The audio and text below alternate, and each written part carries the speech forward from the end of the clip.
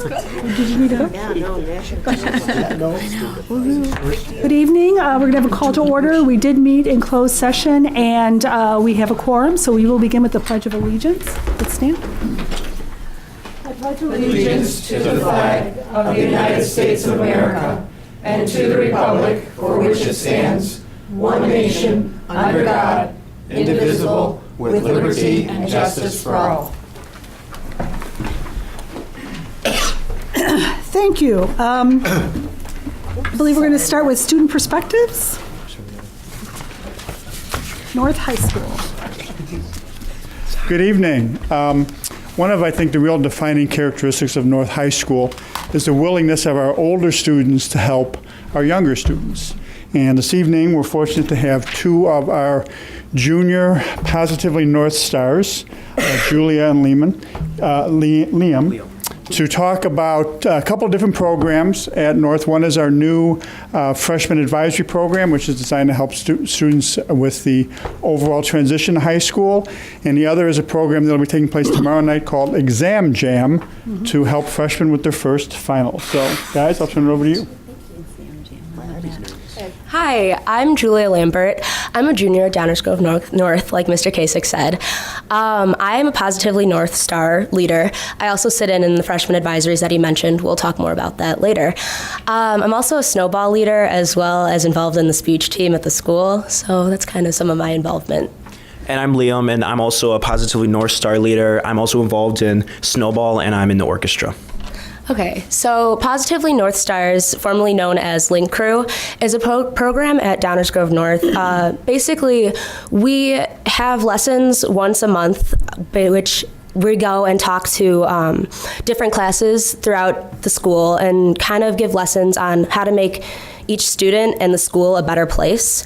We also are very involved with the freshmen. In the beginning of the year, we are in charge of the freshman orientation and help them kind of understand the layout of the school. And we also are the people in charge of Exam Jam, which we'll again talk about later, and the freshman advisories. And yeah, the freshman advisory is just a really good way for freshmen who are just coming to North to get like a feel of the school, and they're able to talk to us, and we're able to get to know them, and they can ask us any questions.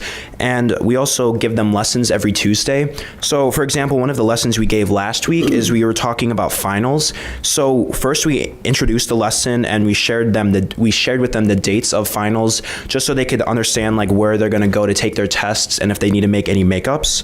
And then we asked them to raise their hand if they were worried about finals or at least thought about it. And it was just a good way for them to realize that they're not the only ones that have to go through finals. And we even shared our own experiences when we were freshmen because, I mean, it wasn't that long ago, and we all understand how stressful it is trying to figure out taking your finals the first time. And then we passed out a sheet that were like our top 10 ways that we could study. And like this was just like creating flashcards or minimizing distractions, just so whenever they studied, they could kind of understand what they needed to get done. And then we talked about Exam Jam. Okay, so Exam Jam is a program hosted by Positively North Star leaders like Liam and myself. It's an after-school program only for like an hour, and any freshman that feels like they need help studying or just kind of want to get ready for their first finals, because we all know how terrifying those were, they go and kind of get help from upperclassmen, so juniors and seniors. Like Liam said, we were there 2 years ago, so we can know helpful tips on helping them get used to finals and get on their feet before they go in and take those first tests. We have food and drinks and stuff for them, so it's like we try to make it more fun, and it's a way for us to socialize with the freshmen as well as help them be productive and make those first finals not as scary. And yeah, if you have any questions, now would be a good time. So what were some of the tips that you were giving out for those freshmen? So our first one was to review old tests and quizzes, then create acronyms to help them study, organize study groups with their friends, quiz yourself, create flashcards, minimize distractions, plan when and where to study, take breaks, avoid cramming, and to space out your study sessions. Mm-hmm. Good advice. And to come to Pizza Wars. Yeah. Yeah. I assume a lot of those freshmen raised their hands that they were nervous about taking I raised my hand as well. But yeah, definitely. Sure. Well, I have to say, as the parent of a freshman at North, Yeah. that, I could say the funny thing, which is true, that she uses that list as an excuse to go to Buffalo Wild Wings with her friends to study. But it really is making the, she has shared those hints with me, and of course, I don't know anything, so it is making it better for her. I know that she appreciates it, and so I'm Great sure idea. they all really appreciate it. And thank you very much for doing this. Of course. Very good. I have a question. Whose idea was that? Do you know? Did it just come out of the blue? Exam jam or like the freshman advisories? The exam jam. I'm not sure who's in charge. I think we've had it for a while, so. I think it's been I know around. I went when I was a freshman. Yeah. So. So- I think it's the oh, okay. freshman advisory that's more new. Predates. Yeah. Yeah. I'm sorry, the freshman advisory. Yeah, the was- freshman advisory is the thing that's new this year. Right. Yeah. And that came out of your group or from? Yeah, or just from like over. Yeah, it's Positively North Stars is in charge of the freshman great idea. advisories, like a select group out of like Positively North Stars. It's not all of us, but like we have 2 or 3 students sit in and just kind of like have the freshmen meet old upperclassmen so they can like know older kids as well as help them kind of get used to the school. That's great. That also came from our school improvement team. Oh, okay. Okay, good. Thanks. Very good. Yeah. Thank you. Anybody else? Okay, thank you very much.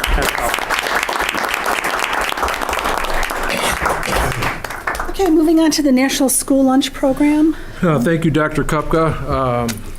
The board will recall last spring, when we changed food service providers, there was an interest in studying whether we should continue in the National School Lunch Program or leave the school lunch program, and he directed the administration to do a study of this. Mark has done that along with his counterparts from Quest.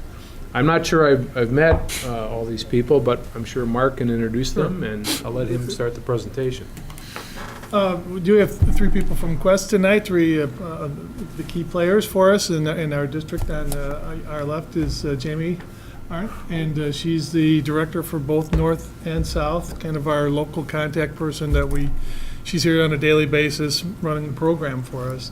Elena Hildreth is I guess the one next level up, and actually Elena was our Jamie years ago, not most recently, but maybe 5 years ago, somewhere in that range. Something like that, yeah. Okay, when she worked with Aramark and then moved on to Quest. And then to the right is Nick Sicaro. And actually, we're going to ask Nick to join us maybe up here, and we're going to co-present some of this. We're going to be bouncing back and forth a little bit on some of the PowerPoint. And Nick is the vice president or president? President. Yeah. President. Okay, sorry, didn't mean to. Didn't get the memo yet. No, he's president of Quest. And I think you had met possibly Mike McTaggart, who was at a previous meeting, just sitting in the audience. You might have had an opportunity to meet him. So we wanted to give you a quick overview, kind of like a 30,000, maybe 10,000 foot overview of the National School Lunch Program, how it functions in the district, and the little graphic up there I just pulled out of some old history. So that's from 1946, when Harry S. Truman first signed the law into law, the National School Lunch Program. And you see the young guy, and he's throwing a catch to his sister. Every child deserves a good school lunch. So let's. I'll do a quick overview of what we're going to do. We're going to start with the basics. We're going to overview the program components. We're going to take a look and give you a little more detail about what National School Lunch Program looks like in District 99 with the guidelines and the financial supports, and then a little bit of a comparison to what non-national school lunch program district look like and what it would change here. And then we're going to really just come out with a recommendation in terms of how we feel we should view this program going forward. And this will be a pretty quick presentation, we hope, but we think we can hit all the high points. in terms of we get to the basics, and I'm going to let Nick present this in a minute, but it's just an overview, is that the type A meals, and type A, you'll hear that all the time. I had to look it up. I never heard anything other than type A, but it really refers to the kitchen that you have. If you don't have, for some schools don't serve a hot lunch, don't have a kitchen, the facilities to prepare a type A type meal, which is a full service meal. And so they have a type B meal, and there's different grades, beyond that. So the type A is all we do, and it's the most common out here in the suburbs. I don't even know that there's many schools that go to the other levels. Other food service guidelines that are affected or that are part of the National School Lunch Program, we're going to discuss those. And then I'm going to talk about the direct and indirect support that we get from here. And I'll let Nick pick it up from here. Sure. First off, thanks for the opportunity to have us here, and thanks for having us at Downers. We're very excited to be here. I know we're only a semester in, but we're having a good time, and I think the students have responded well to it, and a lot of that goes to these two ladies here. So just a quick thanks on behalf of Quest. What we're going to talk about here briefly, in the National School Lunch Program, which is administered by the United States Department of Agriculture, if you don't know, at the federal level, excuse me, and then each individual state actually runs the program within their own state. So the USDA sets the federal framework for which the program has to operate, and then the state of Illinois is the one that we do all of our, contracting with. They do the audits of the National School Lunch Program at each one of the individual schools that participate, all those sorts of things. So these criteria that you see up here on the screen are the criteria that each meal must meet in order for the meal to qualify for federal reimbursement. So that's the whole point of the National School Lunch Program, right, is for the school district to receive federal subsidies, and actually in Illinois there are also a very small amount of state subsidies as well that go to help defray the cost of operating the lunch program for all students, and to help provide a funding mechanism for students who are at certain poverty thresholds to receive a free or a reduced cost meal. The reduced cost meal students pay about 40 cents, I believe it is, for a reduced cost meal. So each meal has to meet these guidelines for the meal to qualify for a reimbursement. You guys may have heard over the last couple of years there's been some substantial changes to the National School Lunch Program with the Let's Move campaign. And the big change that, sort of framing it at a big level, is that the National School Lunch Program used to mandate minimums. It would tell you the minimum amount of food that you had to serve a student. Now, as you can see up here, most of these are geared towards telling you maximums, how many calories you can serve as a ceiling, how much of those calories can be fat, how much of those calories can be saturated fat, how many milligrams of sodium. And the big change that we've seen over the last couple of years with the meals is how much meat or meat alternatives we can serve, which currently sits right now at 2 ounces in a lunch period for a meal for a high school student. And then we have to serve 3 of 5 components. Down there at the bottom you can see between grain, protein, fruit, vegetable, and dairy. So the student has to take at least 3 of those 5. They can take all 5, and 1 of those 5 must be a fruit or vegetable. So big change to set ceilings on things and really try to push a lot more fruit and vegetable consumption in the program over the last couple of years. Yes, ma'am. Beverages. Are there limitations on what kind of beverages those can be? Can those be juices or colas or? So with the actual meal, so in the National School Lunch Program, you can get reimbursed for the whole meal. It has to be milk. Okay. There can be other purchases, which I think is on our next slide here. Mark, when you, I'm sorry, we got breakfast. I'll get to your question in just a second, if that's okay to explain the other.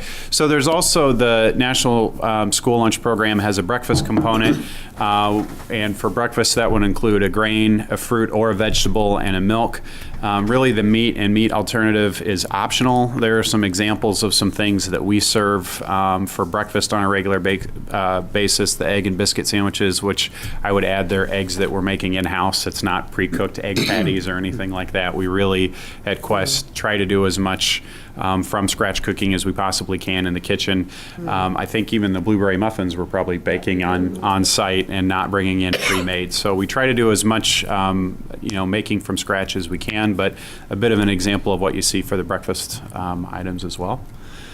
So the a la carte, to answer your question about the other beverages, you can sell other food and beverage items outside of the main meal. The reimbursement rate for the district is substantially less for those items than if you're selling a complete meal.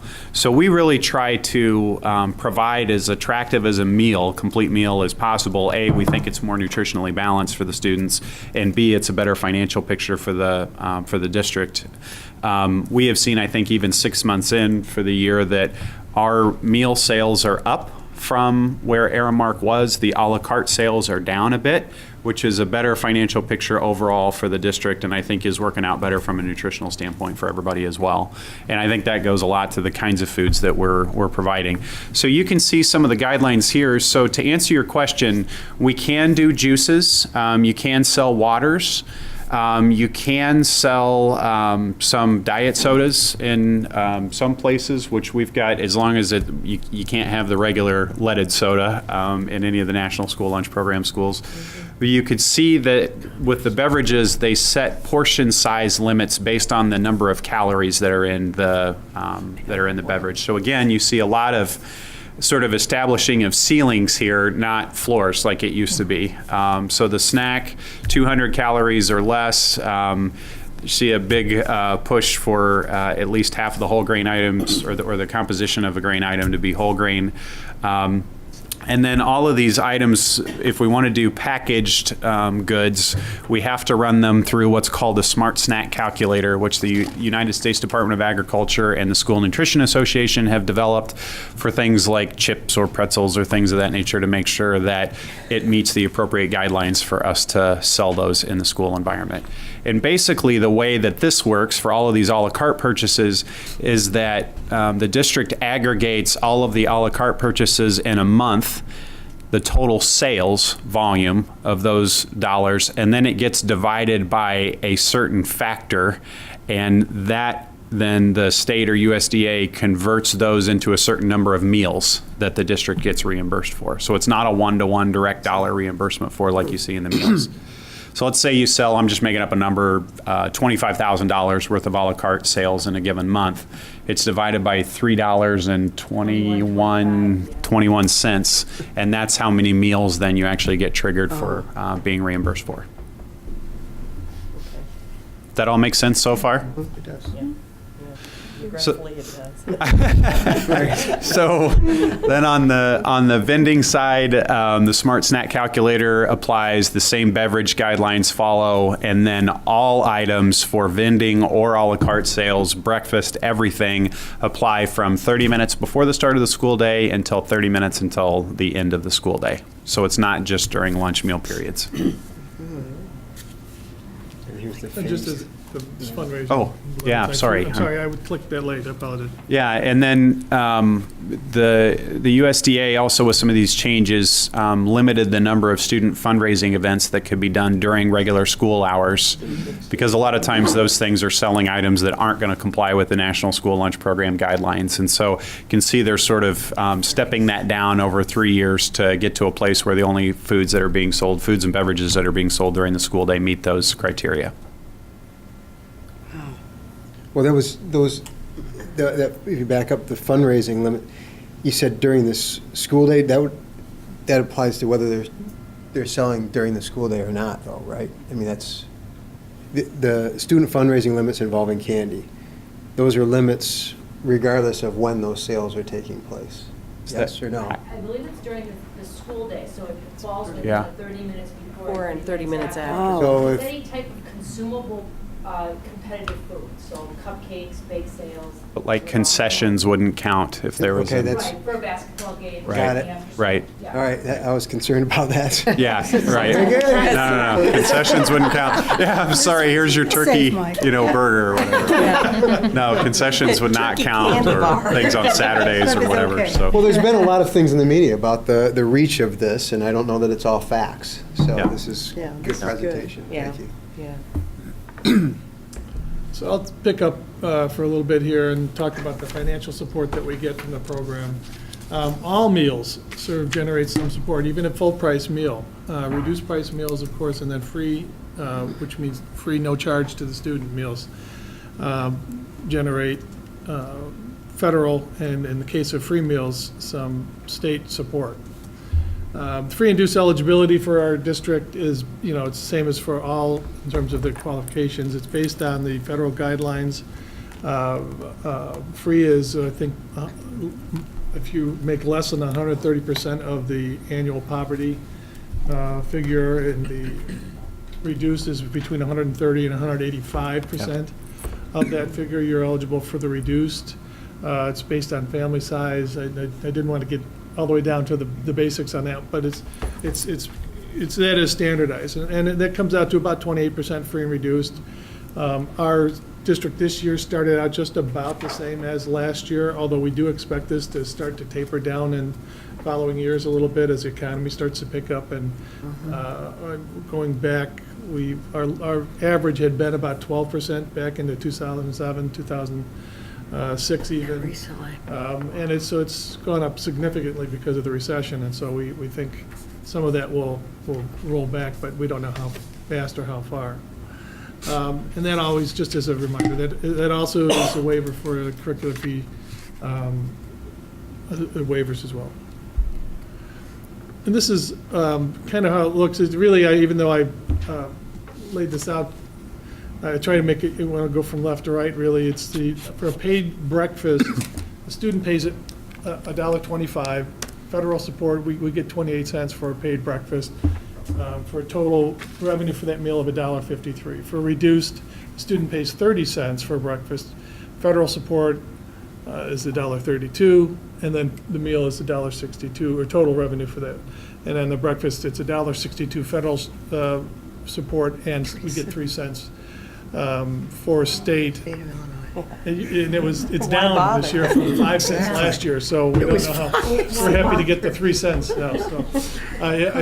You'll see in a minute how that works out. But for the lunch, we have a $2.50 lunch, which is really our feeders. There's no feeder that has a lower lunch price than us. Several of them have a $2.50 lunch. 58, District 58 has a $2.50 lunch. 68 has a $2.95 lunch at the junior high. One of our feeders has $3.25 as a lunch, and another one I think is $2.50. So we're serving a bigger portion. Now, so we do think that there's going to be a lot of pressure on raising that, particularly because the federal support we get is 34 cents, and we're getting $2.84 for that meal. And then if you look at the reduced and roll it across, $3.04 we're getting reimbursements beyond what our prices are for a paid student, and that's why they made us go from $2.25 up to $2.50. We think we're going to have to move up to $3 over the next couple of years, but they haven't put a timeline on that yet. We're going to probably have to move that up because they don't want to be reimbursing us for more than what a paid student pays. Kind of makes sense. Mark, I just have a quick question. Do we really get reimbursed for this? Yes, we do. Or is it like some of the other federal, things? This is primarily federal. Those dollars come through very regularly. Federal And the usually state money doesn't comes cover through slower, but Well, it's only about 8,000 or 9,000 State a supposed year. to pay us and never does. Back then, Federal can print so as money. Yeah. another item that we get that's not direct, those are direct. You sell a meal, you get that. As long as it qualifies, you get that. This commodities is another support in the system that we have. It is provided by the federal. I was trying to figure it out exactly what it was, but it's primarily cheese and chicken that we get. That's what, at least it's the parts that we use. Parts is parts. I don't want to chicken. I don't want to go any further with that. Where's the beef? Where's the beef? Yeah. And it can be used by the food service management company either in direct production or it can be sent, they call it diverted. It can be sent to suppliers and get credit. They get credit for there when they have something processed. And for a large, that's really what Aramark did in the last couple of years, is primarily with the chicken. They would just divert it right to Tyson, and Tyson would make it into the prepared chicken nuggets or whatever. Parts. So there's different ways it happens. The records are kept to show what was used and what was ordered. It's all very well documented. And we get a credit on the District 99 invoices that we get from Quest. And last year it was just over $50,000. So it's a substantial support that we also get, and you have to be in the program to qualify for this. And so if we look at it graphically, we get about 39%, if you look at the larger ball here, 39% of our money for the entire program is federal. That sliver there is 1% state. The federal, some of it's commodities and some of it's the direct.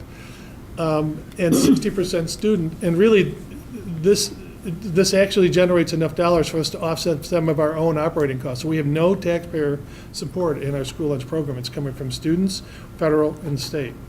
And that's an important factor as we get to looking at the non-school lunch program districts.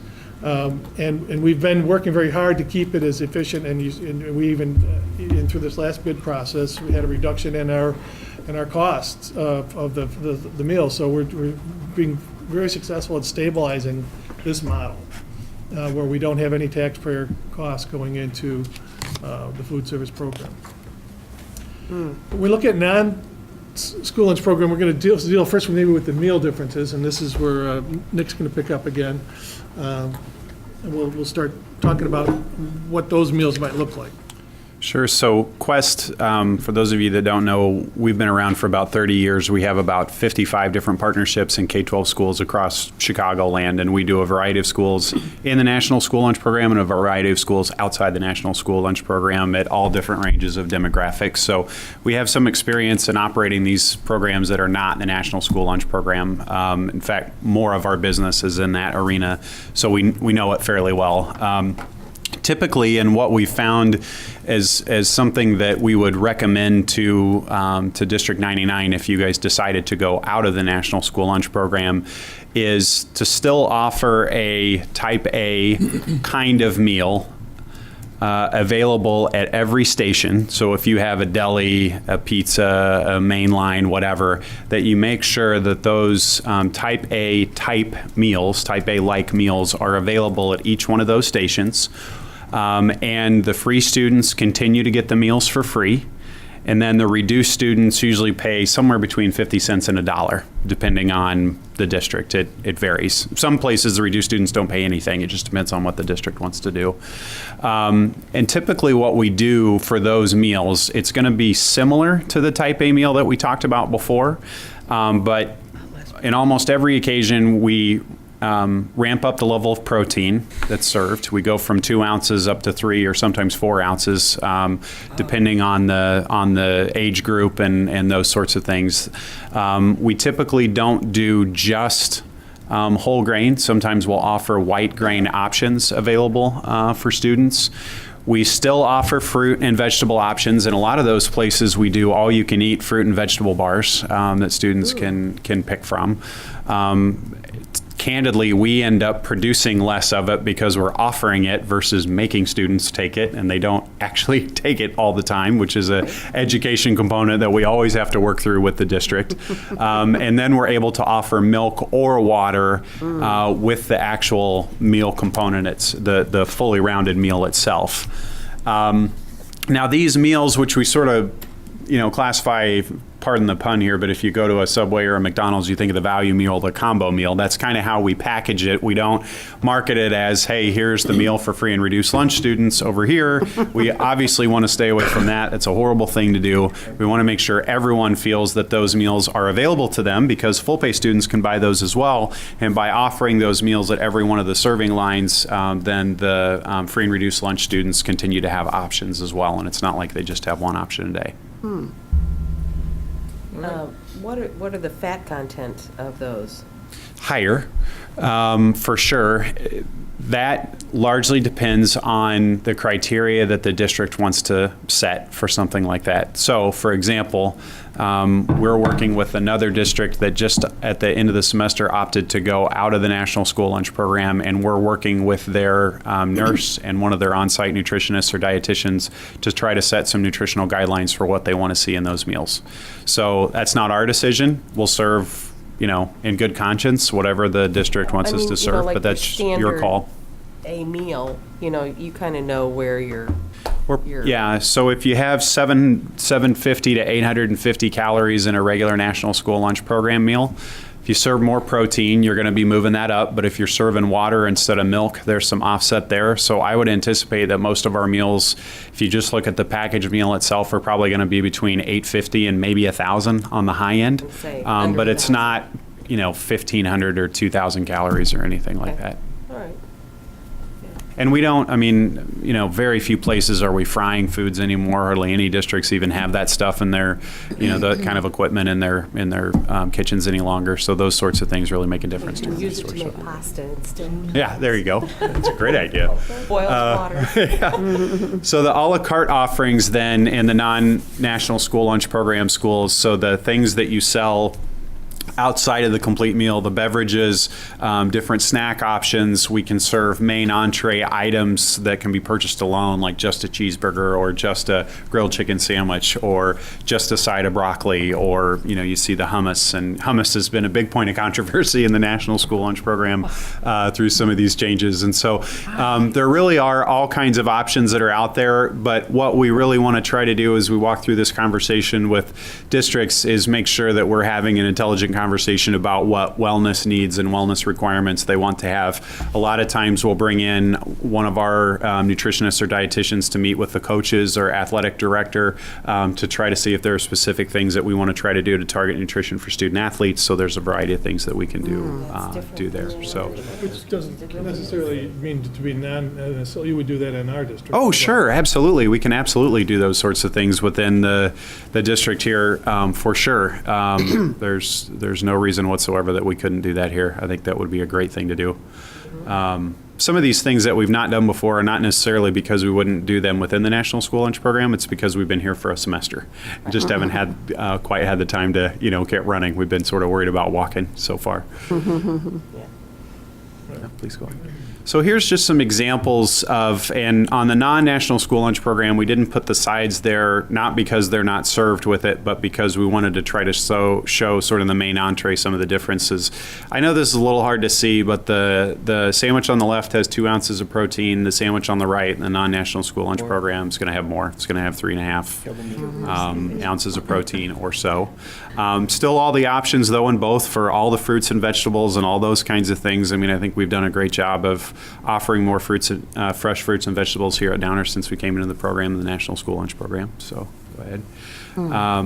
Another example in the non-national school lunch program, these value meals, a lot of times we'll be able to do something like 3 tacos instead of 2 because some of the calorie and sodium requirements when you're talking about protein in particular really can be a little bit limiting in the non-national school lunch program, and so then or in the national school lunch program. So we can do things like more ground beef, but a lot of times we're doing ground turkey anyway. It's been a great alternative, keeps that stuff down. You see some sour cream there with the non-national school lunch program offering as well. And then on the pasta, this is a little hard to see, but I think Mark was actually counting the meatballs to make sure that we were showing something different here, a bigger option, and that was a good catch because that's it. I mean, the protein thing is the difference, and I think the one on the right we typically serve in like a 24-ounce bowl instead of a 16-ounce bowl, which is what you see on the left. So just some differences of what those, and this is still what we would do for sort of the value meal, the combo meal. The one thing I want to add, I think my part's just about done here, unless you all have questions when we're wrapped up, though, is, we're here because we want to make sure that we're providing our professional eye through as we work through this and work with Mark to really help understand the pros and the cons. I think there are a lot of folks out there in our business that see the National School Lunch Program as just a complete set of limits and why you can't do things and why you can't build student satisfaction and why you can't build a sustainable financial model for the district. We don't see it that way at all. There are differences, for sure, between the National School Lunch Program and outside the National School Lunch Program. From our perspective, it has been, if you are a company that enables your people and trains your people to actually cook in the kitchen and not do processed chicken parts, heat and serve stuff, you can succeed in the National School Lunch Program for your company, for your district, and for the students. Quest has always been a company that has valued cooking. It's hugely important to us. We do very, very little processed stuff. We're dealing with some processed stuff this year because decisions always get made in the spring for the following year about what kind of commodity foods are going to be used in the district. If Downers decides to stay in the National School Lunch Program, next year we're going to be going back to whole chicken. We're not going to be doing chicken nuggets. It's just That's not who we are. That's not what we do. And we think that we can absolutely, we think we've shown some early signs of being successful here in the National School Lunch Program. And if you're willing to do the work and willing to give your people the opportunity to cook, you can be successful in it. So we see it as options, not limits, if that makes sense. Sorry for my monologue, Mark, but I wanted to make sure I got that point out. Got the commercial, and that's a good thing. It's a good thing, really. All right, so I'm going to take over and just try and wrap this up a little bit, that there's, just do a little contrasting about if we're in a non-school lunch program, the funding issues that come up, obviously $600,000 of lost support. And non-school lunch districts offset that loss with some just inherent sometimes district demographics where they have a lower free and reduced eligibility, which we didn't really have a conversation about what the cutoff is, but I think the one rule of thumb that some of my peers talk about is a 15% free and reduced, and we're at 28. So if we ever get back down into where we're at, we could probably do it, only because we would lose enough subsidy that we could probably make changes in our program that would overcome that.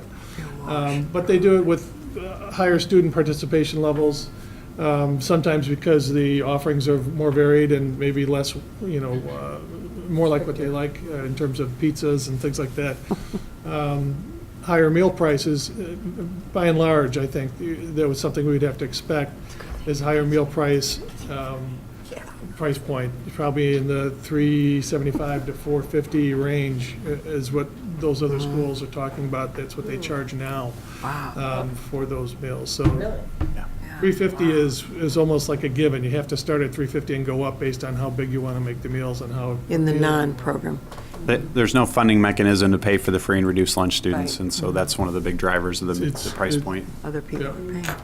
And then, obviously, with more local support, some schools do have to fund some of the program out of their own operating budget without enough revenue to offset it.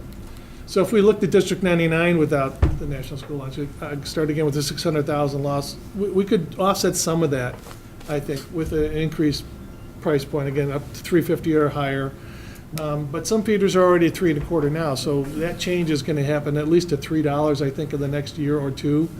Where we'll be working from a $3 price point, and maybe we could, if we really wanted to do this, we could bridge to that a little more easily with the higher price point. From $2.50 to $3.50 right now would be a big move, and to go any higher for just a basic meal would be very difficult. Let's see, the National School Lunch, like I said, would require $3 anyway. So a higher student participation, we could also justify that or expect that with bigger portions and perhaps more attractive items when we don't have the National School Lunch Program.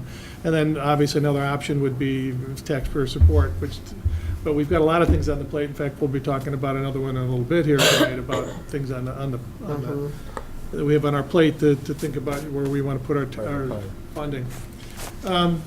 So really what our focus has been with District 99 is to try and make the best of the program, use both what we have to do under NSLP, but also use options that we have. We already added I'll take full credit for this, even though I had nothing to do with it.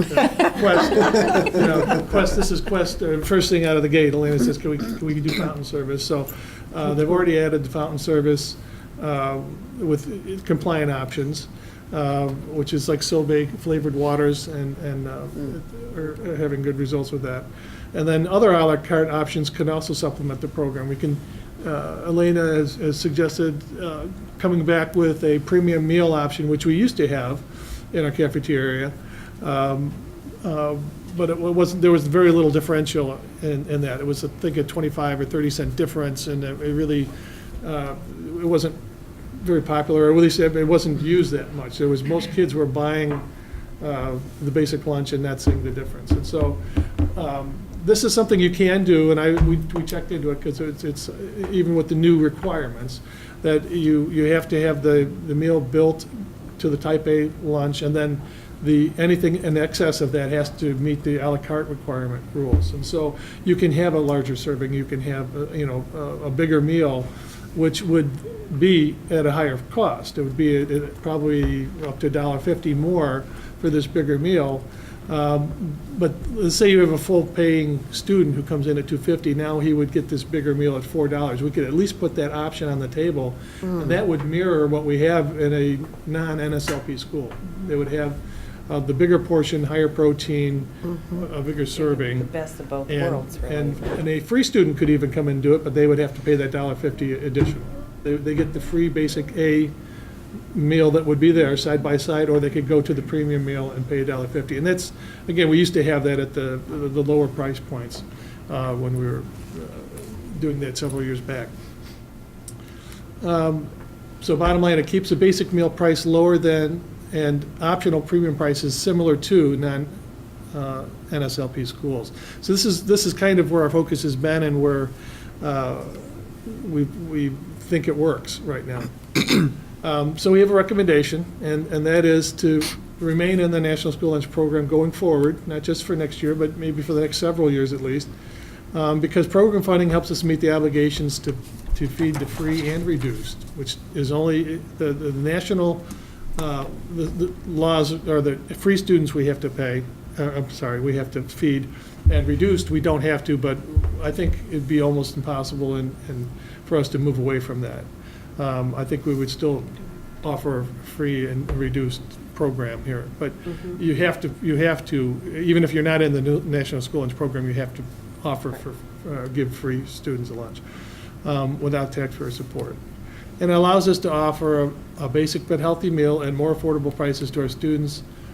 And then we would just continue to review the program, and if it changes anymore, there's a little bit of lightening of the rules that came out, but it really was more window dressing than actuality. The changes that were put out were only, you could not serve as much wheat and product in your, but only if you showed a hardship in being able to secure that type of thing, and so we're able to do Kinda it. hard in the Midwest. You can't find that, you can't find, so there's things like that. There's no real substantial changes in the program right now. We do it that But way. if there is a pushback and it lightens it up, we'll certainly take advantage of that.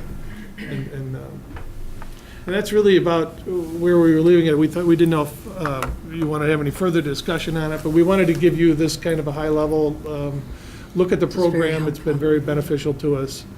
And it'd be very difficult to pull away from this and replace that revenue stream. Well, I think, Just- go ahead. You have a so- bunch of people who want to talk, I think, Nancy. Terry, then Mike, then Julia. All right. No, let Julia go first. Julia, then Terry, then I Mike. didn't. She raised her hand. I saw did. movement Thank over you there, for that's that. all I know. was just going to be rude and just start. I have a couple of questions that you have, over which you have no control with the federal program, and that is, there are a lot of people who are lactose intolerant and also wheat intolerant. But the requirement is, right, that there be whole grain food and milk served. Do you see, and I know there's a whole lot more discussion publicly about these, at least these two issues with food. Do you see anything coming down the pike where the feds will go, oh, yeah, maybe we'll allow a milk substitute, or we'll allow water, or whatever? Wanna comment Do you on see that? Well, those two components are offered, the students can decline, but if we have some schools where. Oh, good. Christ the King in the city, where it's, they're all free. We have made concessions for dairy allergies and provided soy milk. Okay. We And can that's do still that. within the federal guidelines? Yeah. Oh, We can. okay. There's a certain soy milk that qualifies, but otherwise, a lot of the students just opt not to. And here, by offering the fountain, they have that as an Yeah, option. they do have that as an option. I just wanted to clarify that. And They can they'll- take juice instead of fruit as well. Yeah. And But How do the they do with the gluten-free wheat? too, they Yeah. could just not do the, Some of them will do, even on the deli, they'll do a lettuce, we'll do a roll, like a wrap. Oh, lettuce. okay. The chopped salad station is a great alternative. and that's all still part within the federal guidelines. That was my Every concern. entree we offer Cool. counts as a meal. Can I just, Feel better can I now. just jump, just 'cause to tag onto that question? What about food preparation areas? Since it's not a matter of degree, but presence or absence for Well, wheat. if it was an allergy, that would be really Yes. hard. Okay. That would be really hard, especially with gluten. We're not an allergy-free zone. We could try to make concessions, changing gloves, using a separate cutting board, but it's still Hard, yeah. Sorry, thank you. Yeah, Dietary is really easy to fix, but allergy is. yeah, allergies are, And to to your point about the changes, I think it was as recently as 3 or 4 years ago, the USDA didn't recognize any other substitute other than fluid milk as Right. as an alternative. And the fact that they finally allowed at least one product to qualify, That's it's very encouraging. slowly moving forward. But Right. yeah. Thank you. I do feel better about that now. Chair?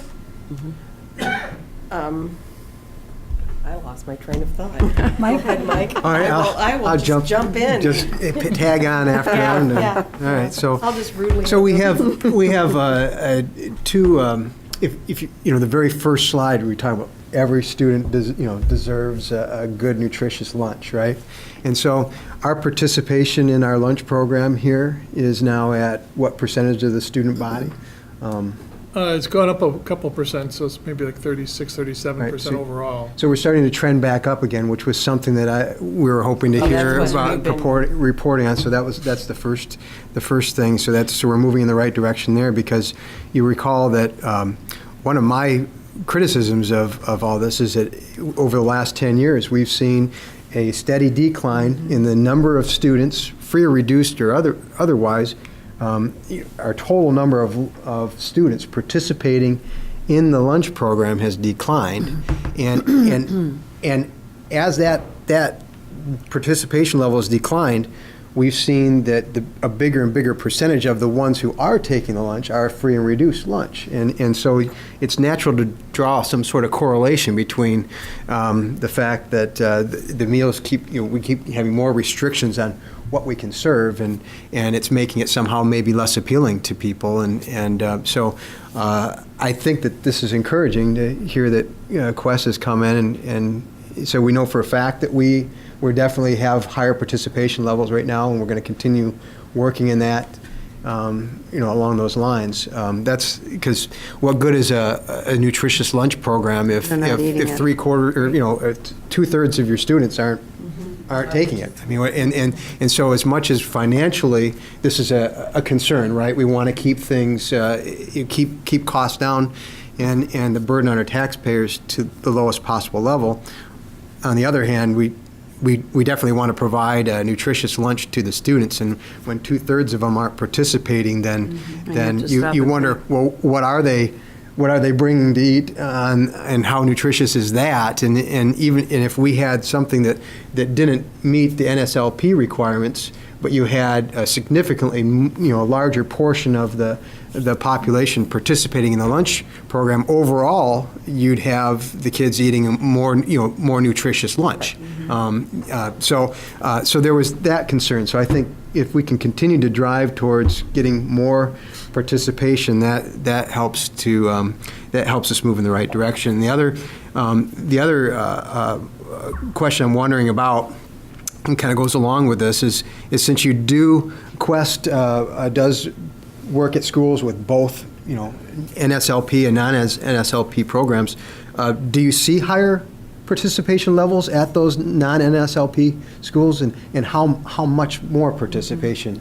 I mean, what's the reality? Even if we provided anything and everything we wanted, you're probably still going to have kids going, oh, school lunches, they're awful. Yeah. And so what's the practical objective here? Really, if we're shooting for the moon here? What's our best case? That's a great question, and I want to go back to your first point too. After I answered this about continuing to move participation up here. Sorry about that. For our schools that are not in the National School Lunch Program, high schools, typically we'll see 60% of the kids that buy something on a given day. Now, that might not be a meal, right? They may come in and buy a beverage, or they may come in and buy a piece of pizza, or they may come in and buy a wrap. It's not necessarily, it's not quite the same because they're coming in and buying something. We have some schools that are as high as 75% of the kids, 80% of the kids that are coming in and spending money on something during the day. There's a lot of dynamics at play there. Is it an open campus? Are there other places within walking distance? Sure. And one of the big ones, which we've not talked about here, is wait times. how long does it take the Yes. student to That's get next through the on my lunch list. period? So we've been visiting Huge. with Mark, and he's been very, very open about looking at a couple of creative options to try very quickly here now that we've gotten through our first semester with piloting some additional points of service Yeah, at both right. schools to try to really shorten the wait time. If you guys have seen lunchtime here with Ridiculous. the tiers and the kind of horseshoe shape of the place, it's just, I mean, as a consumer, I mean, I know they're students, but they're still consumers. It's a difficult environment to get excited about going into, right? And so there's just some facility constraints here, but I think Mark has been very open and flexible with us about looking at creating a couple of other service points. And I'm curious to see how that impacts participation, because no matter how good the food is, if you've got a 22-minute lunch period and you wait 15 Right, minutes in line, it Can't do doesn't, it. doesn't matter, right? So, and I don't know what the exact minutes are here. I say that as sort of an exaggeration, not necessarily 20 minutes exactly is what what they have. reality is, That's all but they get. 24 yeah. minutes. So, That's a lunch period, but how long is a wait? That's. right. Right. Right. Yeah. So we're anxious to see how that, and they'll be self-contained where they can actually check out there too, and we'll have a point of sale system there. Mark was just telling us that they've done some investigating on his end there. So, you know, the IT folks and Mark and his team here have been fantastic to work with looking for options like that, because we'd like to get it higher. I think that's huge. It is Really well. do. Well, and that's an important thing, because the 35, 37% that we're talking is when you take all of those à la carte things that maybe one kid goes through and buys something through the line, all that gets divided by $3.05. Oh, that's each true. one meal. So it could be three $1 purchases that equal what we see as Oh, yeah. one purchase, because our graphs that we showed before, like, just a reminder, those were in equivalent meals, and so it's taking similar. So we could have higher participation. We could have 50% or so. I don't know. Okay. And Yeah. we're looking at ways through the software to track that, because since we have the online system, we can catch those sales, but we don't necessarily catch individuals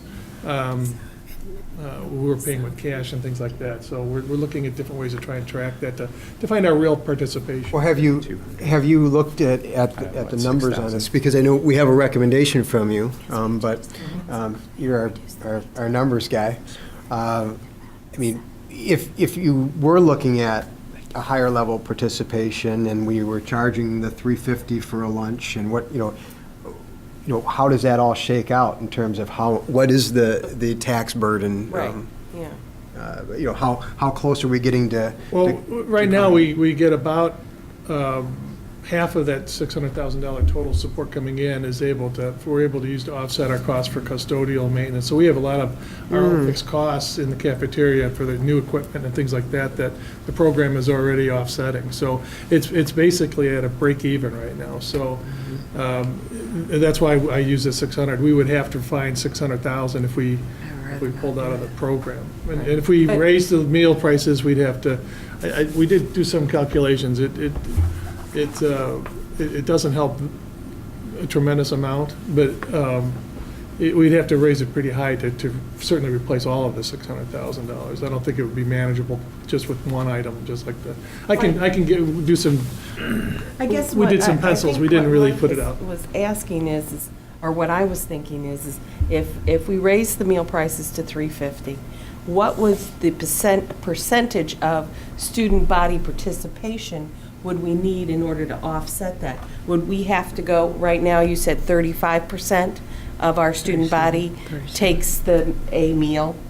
Would we need to go to 50%? Or would we need to go, you know, so that would give us an idea of, we would have to increase it by 15% in order to get that 600,000. Yeah, we'd have to make some pretty big assumptions. We have to assume that doesn't affect sales in a negative way. If now it's, the basic is $3.50, maybe some kids are going to say, Mom and Dad are going to say, I'm not going to pay $3.50 a day for your lunch. You're going to bring your lunch, and then we might lose sales from that. So there's an elasticity of that price. And we didn't get into that whole level of how much would we change it, and then what would make an assumption, what would that do to sales? What would we do to the meal itself in terms of changing that, and what price point would then, because we'd have to, if we went to a different non-school lunch program, we'd have to renegotiate our contract and put it back out possibly to bid.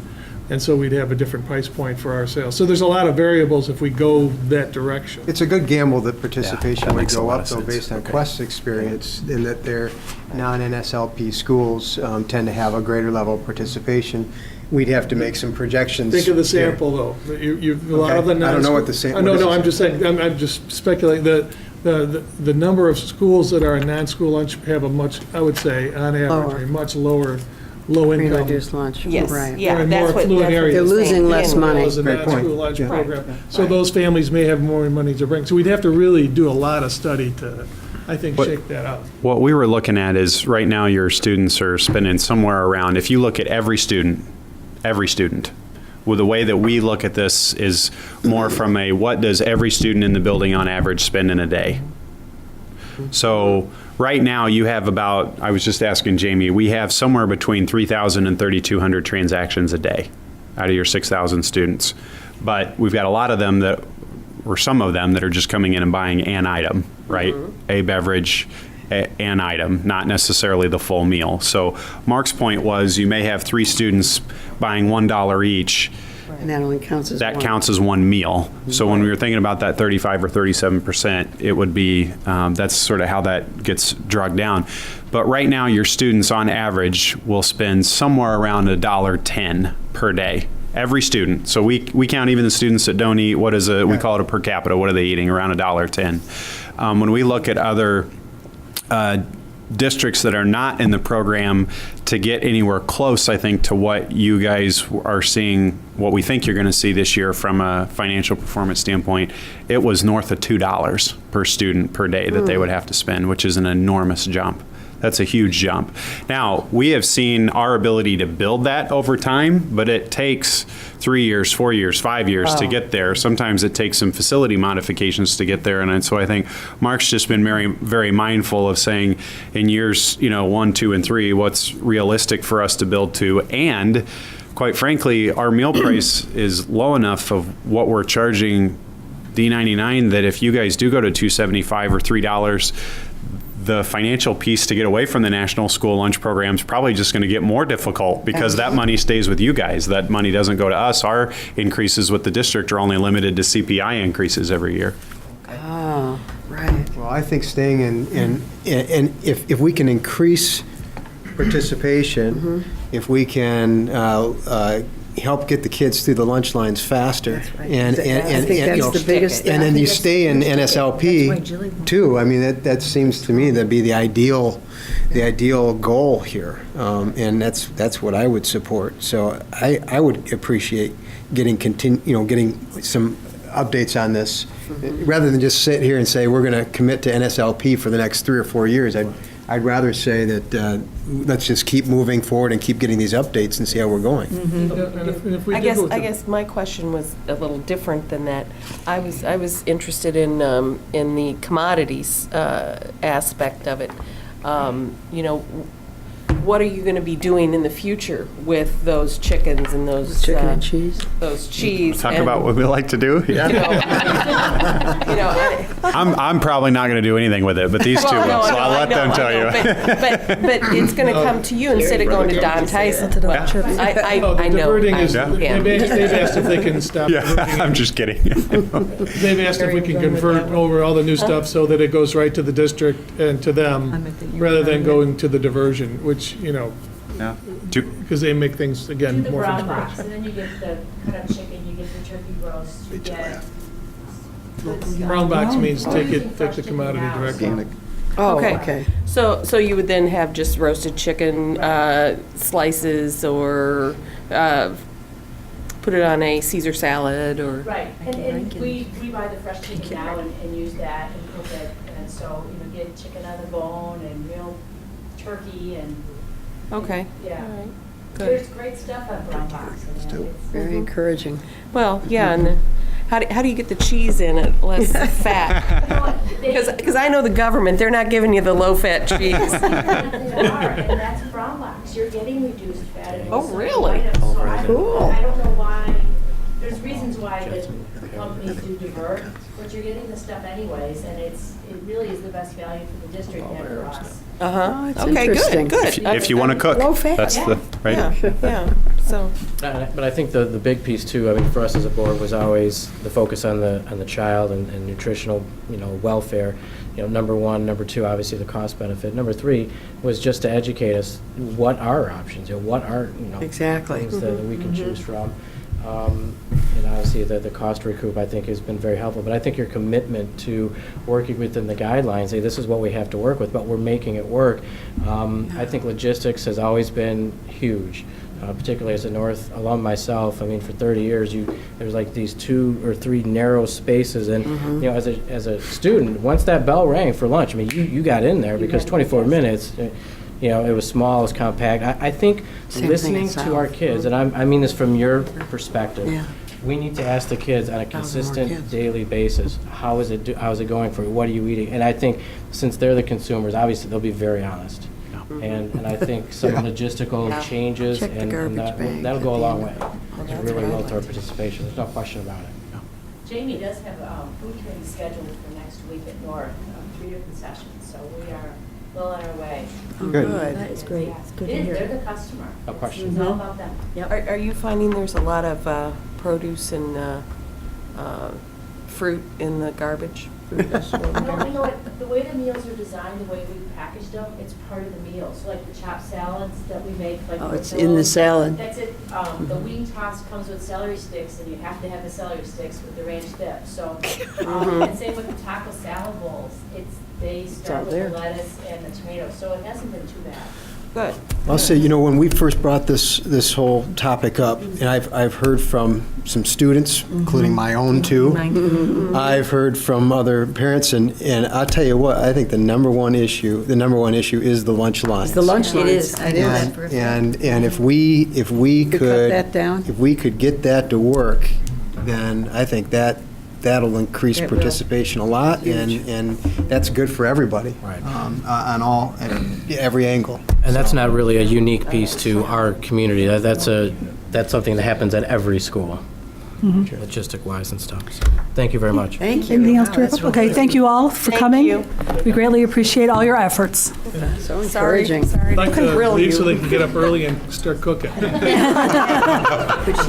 Moving on to the 2014 summer school report. Thank you, Dr. Kupka. This is an annual report we make to the board as a recap for the 2014 summer school program, and also recommendations about summer school for 2015. 2 persons are going to be involved in the report. Mr. Tilton, who is his day job is Dean of Students at North High School, and he is also our summer school administrator. And also, Ms. Accardi, the Assistant Superintendent for Student Learning, is going to talk about recommendations for next year, and including recommendation to increase summer school teacher pay. So, Mr. Tilton. Just been asked to step up. Join us. Time here. Thank you. So thank you again tonight for your time. I'm happy to once again report that we had a very successful summer school program this past summer of 2014. At this time, I'd like to give you the best summary points of the program. So as most of you know, we change campuses every year, and last year it was at Downers Grove South campus. As all of you also know, Mother Nature was not so cooperative with us last year, last school year. We had 4 school days that were out, which had to be accounted for and pushed summer school starting later. So it was a little bit of a change of schedule. We had to start 3 days later and adjust the schedule a little bit. We still had roughly 2 3-week semesters. Classes ran from 8 in the morning until 1 in the afternoon. We were very fortunate, again, to have, of our 16 staff members for the academic program, 14 of them were our own in-district employees. We had about 318 students that participated in summer school academic program. And I should preface, I'm going to kind of do the rest of the summary in three blocks: the academic class portion, the driver's ed portion, and then our online credit recovery portion. So with our academic program, we had 318 students that participated. We had 12 different subjects or different classes that were offered. One of our bright points of the summer school program, we're happy to announce, is that we had an 11% increase in the number of percentage of participation of enrichment, specific enrichment courses, or the reason why they were taking summer school was to either enrich themselves and or get ahead for credit or for flexibility of schedule and things like that. There's probably two main reasons for this, and the first and foremost probably being in its second year we had we had a pilot program for AP chemistry preparation course. And last year, or 2 years ago, it was in its infancy stage. We had 9 students participate through word of mouth and marketing and better timing for registration, things like that, lessons learned from our first year. They more than tripled the number of students that participated in this last year. So we had 30 students that participated. The science department at both schools, their department chairs and their staff, and specifically Megan Mars, the teacher who ended up teaching it, has really built this program into a very successful thing so far. It again consisted of 6 weeks. It was a 6-week program. Most of it is online correspondence with the teacher, so a lot of flexibility in schedule. Then they also meet one time a week for labs and things like that. And the program really coaches the students on the rigors and the concept of AP chemistry. So it'd be these students who are planning on taking AP Chem in the next year and they want to get themselves ready for it. So a big increase there. They're poised to continue the growth, even ready to take on another section if it grows again in the same style that it did this last year. Another area that showed some growth of our students taking enrichment or advancement classes was we had a group of incoming freshmen that are ready, have the skills to take Math 2, the Common Core math, but unfortunately had not been able to take Math 1 in their junior high level. And so both math departments at schools put together a whole separate class, an additional class for these incoming students. We had 17 students that, incoming freshmen, that took Math 1 over the summer in order to be able to start Math 2 for their freshman year. The driver's ed class, we had 56 students. Capacity is 60 students. So fairly healthy program again. We were able to allow 11 of the qualifying students qualified to take the state behind the wheel waiver test. So they were prepared to be able to go right into the DMV when it was their time and just take the written test and be done. Our online credit recovery course was again successful. We had 2 different sessions, a morning and an afternoon session. We had 45 students in total participate in that program, and of the 45 students completed a total of 68 individual class credits. So a good way for students to kind of catch up and recover some things towards graduation. So once again, we had a great combined effort from just about every department throughout the district. In a moment, Gina Siccardi will summarize the recommendations for this upcoming summer school program. But before that, are there any questions that I can answer? Great report, thank you. I had a quick question. I know last year I asked the same question, and I'm very happy to see some classes being offered where students can get ahead and open up their schedule for later on, maybe junior, senior year, to take some more electives.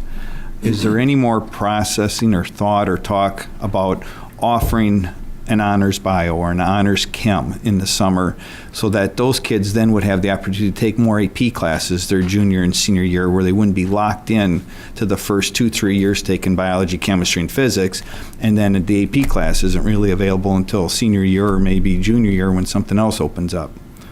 And you can see you are getting numbers in that area, and so I just wondered, have you revisited that discussion at all? We've had those conversations for a number of years in terms of how to move students ahead so they have that open in their schedule. Some of those conversations have really been about teachers teaching those courses, and of course, we want our teachers to teach as many courses as we can. We want them to have the full District 99 experience. And we've struggled with that in some areas. Specifically in science, we are in the process of looking at our curriculum in general with next-gen science standards coming in. So we have not specifically looked at it in terms of bio, chem, or physics, as you said, because we're looking at our curriculum as a whole. And we're not exactly sure yet where we'll move with the curriculum. We have looked at offering more courses in the summer. For example, we offer Global Connections and U.S. History. While we encourage that, obviously, for students who need to make up the credit, I can tell you, even from being social studies department chair 9-10 years ago, we don't have a huge number of students looking to take summer school to move ahead. One of the things we've tried to do with summer school in the last few years, and somewhat effectively, is really change how students view summer school. So for whatever reason, many students look to summer school to be for remediation, to make up credits, credit recovery. And we've really tried to change that, as Tim said, with some of the programs for enrichment that we offer. We haven't seen a huge, now AP Chem Bridge is a perfect example of how students, but that's a hybrid course. And so we're also looking at some other options in terms of how we deliver instruction so as to encourage students to take those types of courses. And so we've looked at many facets of it, but we have not specifically honed in trying to get students to accelerate in areas other than math. We have looked at that. We were strategic last year in terms of Math 1. We certainly, and it has been a discussion that's been here at the board level many times, we want students to be able to take calculus, AP calculus, AP stats. So we want students to accelerate as much as we can, so our focus has been on mathematics. Okay. The reason why I ask is because it seems like historically the emphasis has been on getting caught up, not getting ahead. And so if that has been your emphasis, then that's the message that's been put out there. And so, of course, you're not going to have people sign up for these classes because that's what this has always been. My question last year and this year again, what can it be in the future? Because it can be both. It doesn't have to be just getting kids caught up. And it seems that has been the focus here. And I don't agree with that. I think we can do both. We're trying to change that perception. Right. It's just for recouping credit that's been lost. But wouldn't you agree when your initial statement was, this 2 weeks is trying to replicate an entire year's experience, and it's quite difficult to do. I mean, obviously, you're going much longer days with one particular subject, but it's still 2 weeks. And in the aggregate, you're looking at an entire school year and saying this 2 weeks adds up, whether it's honors bio with all the labs. I mean, there's no way you could do every particular lab or math. And so you're really saying, well, what is in the student's best interest as well as the district? When we do put our stamp on that diploma and say, hey, this child is fundamentally sound in this or that subject, and that we do want to give them the full curricular experience of what we have to offer. So I think it's, well, I sympathize with what Rick is saying. I think it's very difficult to accomplish in the, given the time frame that we have. Now, if we were to go longer, I think that would be a different aspect to it. Well, It's limited by the amount of time, but I think it's also in looking at different delivery of instruction. Sure. We continue to try and revise and But we also don't want the sense that, summer school is totally watered down. If you just get this teacher, you're fine. Just get through it. And We I absolutely don't think do we not. don't want to do that. I guess what I'm asking is, I teach AP Chem, and I've seen an extra section each year because we offer honors chem in the summer, and we offer it to be a freshman who would be coming in as a sophomore. So now they're a sophomore in AP Chem versus a sophomore in honors chem because they've taken honors chem in the summer. And of course, it's not across the board, but there is a select group of kids, and we, with only 2,000 kids, have been able to get 30-some kids every summer. And then those, out of the 30, maybe they don't all take AP Chem, but it's a perfect advancement where they're getting chemistry, and maybe they did not get the full experience in the summer, but now they have enough chemistry to be very successful in AP Chem where they will get the chemistry treatment because that's very structured. Sure. And so that, I guess, is my thought process. And you only open that up for those students if you offer something like this. And I don't think, I bet if you asked the science department, some teacher somewhere would probably gladly teach that class. Don't some alternative programs, and that's probably not the right word, but offer where you take a concentrated course for 2 or 3 weeks, they have a different structure of how classes are delivered, where you take 1 course or 2 courses for a shorter period of time, and Well, a lot of college are doing No, that colleges do J-term now. that. There, a lot of them are moving to Right. that J-term. Right. There have been some high schools, mostly private, that have moved to that type of a structure. To do a J. So I guess that was my only process. I would hate to just see, oh, we're going to go back to just doing what we're, I would like to see more emphasis and more effort put into these advanced classes to help get some of these, and again, it's going to be very selective. I totally agree with that. But I think one example is if you had those kids, you're kind of building a feeder program in AP Chem. And I don't mean to just be pushing AP Chem because I'm an AP Chem teacher. I see where there could be some success there because for 10 years I've seen it. Well, and you're saying probably use your faculty and your students Yeah. to kind of suggest, hey, we're Right. going to offer that Yeah. this summer. You know, you'd be the perfect student to Right. to take it Right. because you've got your freshmen there already, and you're And they sometimes actually come in as a stronger student versus the senior who's coming back in after having not taken chemistry for 2 years. In that type of class, there's no hierarchy due to age. It's pretty much a commonality ground. Everybody's there. Is it too late to? 15 years. Is it too late to To add to it consider this? To add to possibly add Probably this? this year, but I guess I would hope maybe next year somebody, Something that we would, and our focus Yeah. has been on moving students from 300 level of really any course, chemistry included, up to taking an AP course.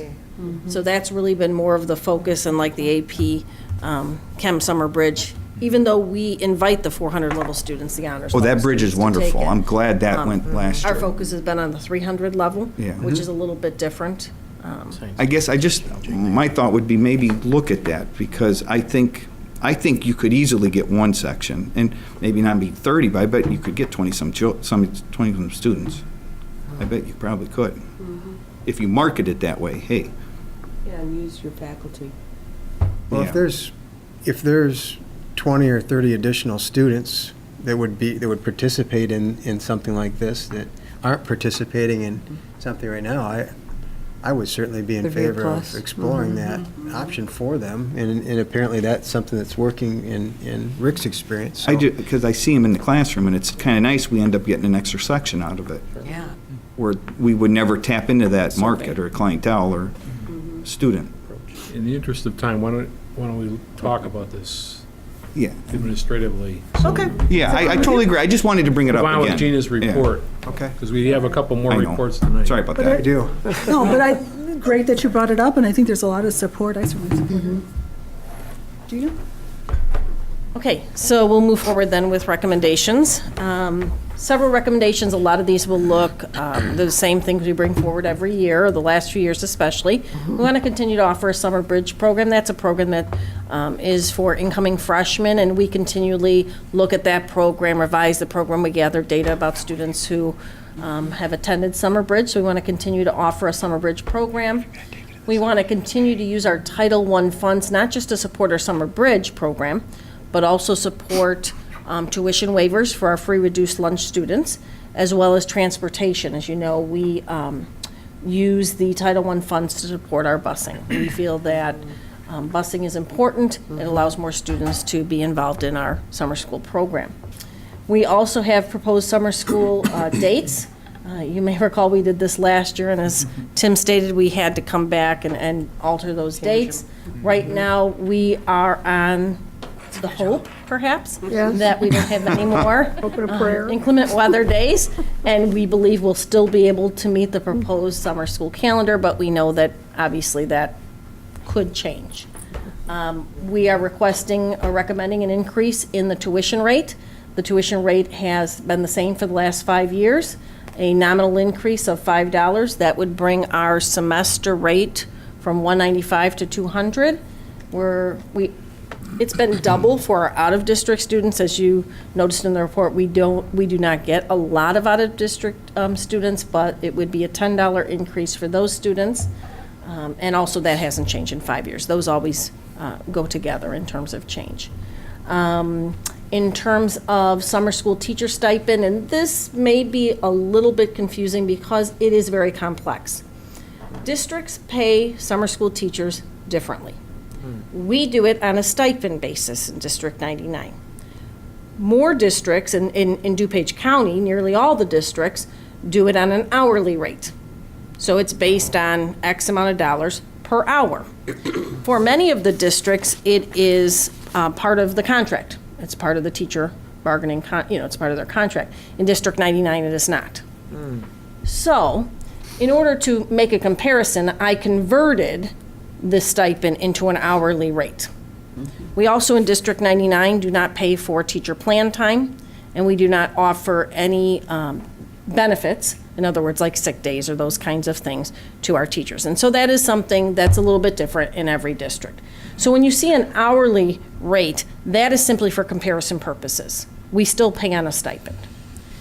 I am recommending that we increase the stipend so that we can be more competitive, more in line with the surrounding DuPage districts. We looked at not just those districts in DuPage County, but beyond DuPage County, and our salary certainly was lower than most. Then I honed in on those that are in DuPage County, and I'm using, of course, the 2015 summer school rate, and this is with the proposed salary increase for our teachers. So you can see that we would still be in the bottom half, but we certainly would be much closer to the average, or as the average for summer school would be $43.37 based on our increase, recommended increase, and the rates of the other districts, and we, of course, would just fall under that. Again, the idea is for us to be more competitive. We have struggled, particularly in math, to hire teachers, and specifically hire District 99 teachers.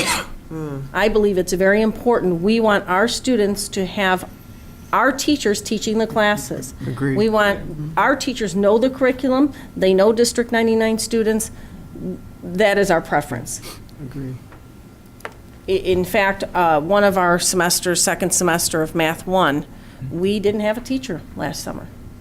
We had 3 teachers share with the teachers taking a number of days so that we could offer that course, which I believe is very important to offer mathematics, obviously, particularly Math 1, when we had an entire section of students who were taking Math 1 so they could accelerate. And while I can't say completely with certainty that this is going to ensure that we have math teachers, numerous math teachers coming out, we need to be more competitive in the way in which we compensate our summer school teachers. And so I am recommending an increase in summer school. Now, how do we pay that, on that stipend? Do they get just a lump sum when it's over? Or, and just out of a silly question, if somebody was teaching one of the classes, do we have stipulations about how many days out of that they could actually miss and get their stipend? I could see why some schools might do it on an hourly. I'm not exactly sure how they're paid in terms of, go ahead. Yeah, so there's teachers paid at the end of each semester that they complete. So there's 2 paychecks, one at the end of first semester, one at the end of the second semester. It is, since there are no sick days or anything like that built into the stipend, they are basically, if they miss a day, they are docked the the per day cost, which is, off the top of my head, it's a little bit more than $200, I think, per day. So that's, we have very dedicated teachers, and nobody likes to miss because, well, it's a lot of extra work too, and it does set the students, potentially set them behind. So we have a lower rate of teachers missing, but that's how it does work if they lose that cost per day. I was just curious. Do you know how much would setting increases aside as far as fees and things of that nature and the reasoning behind it, how much of that would be offset with an increase in enrollment? in terms of how many students we need to compensate for that. Exactly. We always try to, as much as we can, make summer school cost neutral. Right. So we obviously would need to increase the number of students who attend. And as you can see, I forget which page it is on, our enrollment has actually gone down a little bit. It went down a little bit from the previous years. We definitely would need to increase enrollment. It just depends on how many classes we offer. I mean, it is literally up to the wire that we're talking about, okay, we have 12 students in this course, should we run it? We have 6 in this one. We have 32, is this 2 sections? So it's hard to say what that threshold would be. Of course, we always try and make those decisions so it will be cost neutral. That said, it isn't always, because we try and do what's best for our students. Because in years past, I mean, I'm looking, it would be page 3 of our program. I mean, we started 10 years ago with 477, now we're at 318.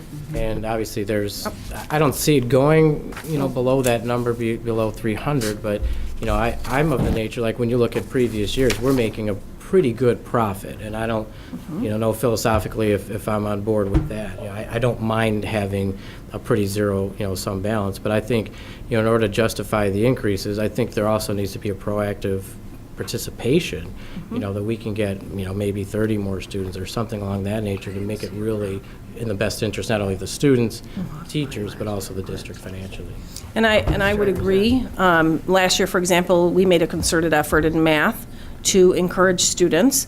We met with our feeder schools, particularly some of our private schools, where they did not offer Math 1, to encourage their families to take Math 1 so they could then accelerate. We have made a concerted effort to increase enrollment. A few years ago, we did a study, it's probably 4 or 5 years ago now, to find out, what motivated students, and it's in the report too in terms of credit recovery. But as we continue to move forward, we're looking for different instructional delivery methods that will help students to be able to participate in summer schools. So for many students, it's simply that availability. Right, and I But we think, need to- I agree with that. I think that's well said, but I mean, when you look at the last 2 years, there's a pretty significant drop-off after 2012. I think if it's marketed, I mean, you have District 99 teachers, you have a fantastic program, it is the curriculum they're going to have, but also you're getting that transportation cost built in. I mean, I think that's an incredible benefit. is. That I think if it's marketed to a certain extent, not just for incoming freshmen, but across the board, I think that would be worth our while. I like Terry's comments earlier about how, if you have a teacher who's saying, hey, I think you'd be a great candidate for it, maybe or a little more marketing. Maybe the teachers are doing this and the kids just aren't responding. I don't know, but maybe there's a way they can do more of it. Or even send an email to their folks. Counselors as well. That's right. Appeal to the parents and. Counselors work with families, providing information about summer school even before it's obvious in a place where a student needs to recoup credit, where it appears it could be going down that road. They certainly share information. We do have some declining enrollment, not enough to offset the loss of, if you look in even the last few years, the loss of 60-plus students. But certainly we do try and reach out. One of the things we've done in recent years is really try and reach out in terms of that enrichment, to really get students to attend summer school for the purpose of enrichment as opposed to remediation.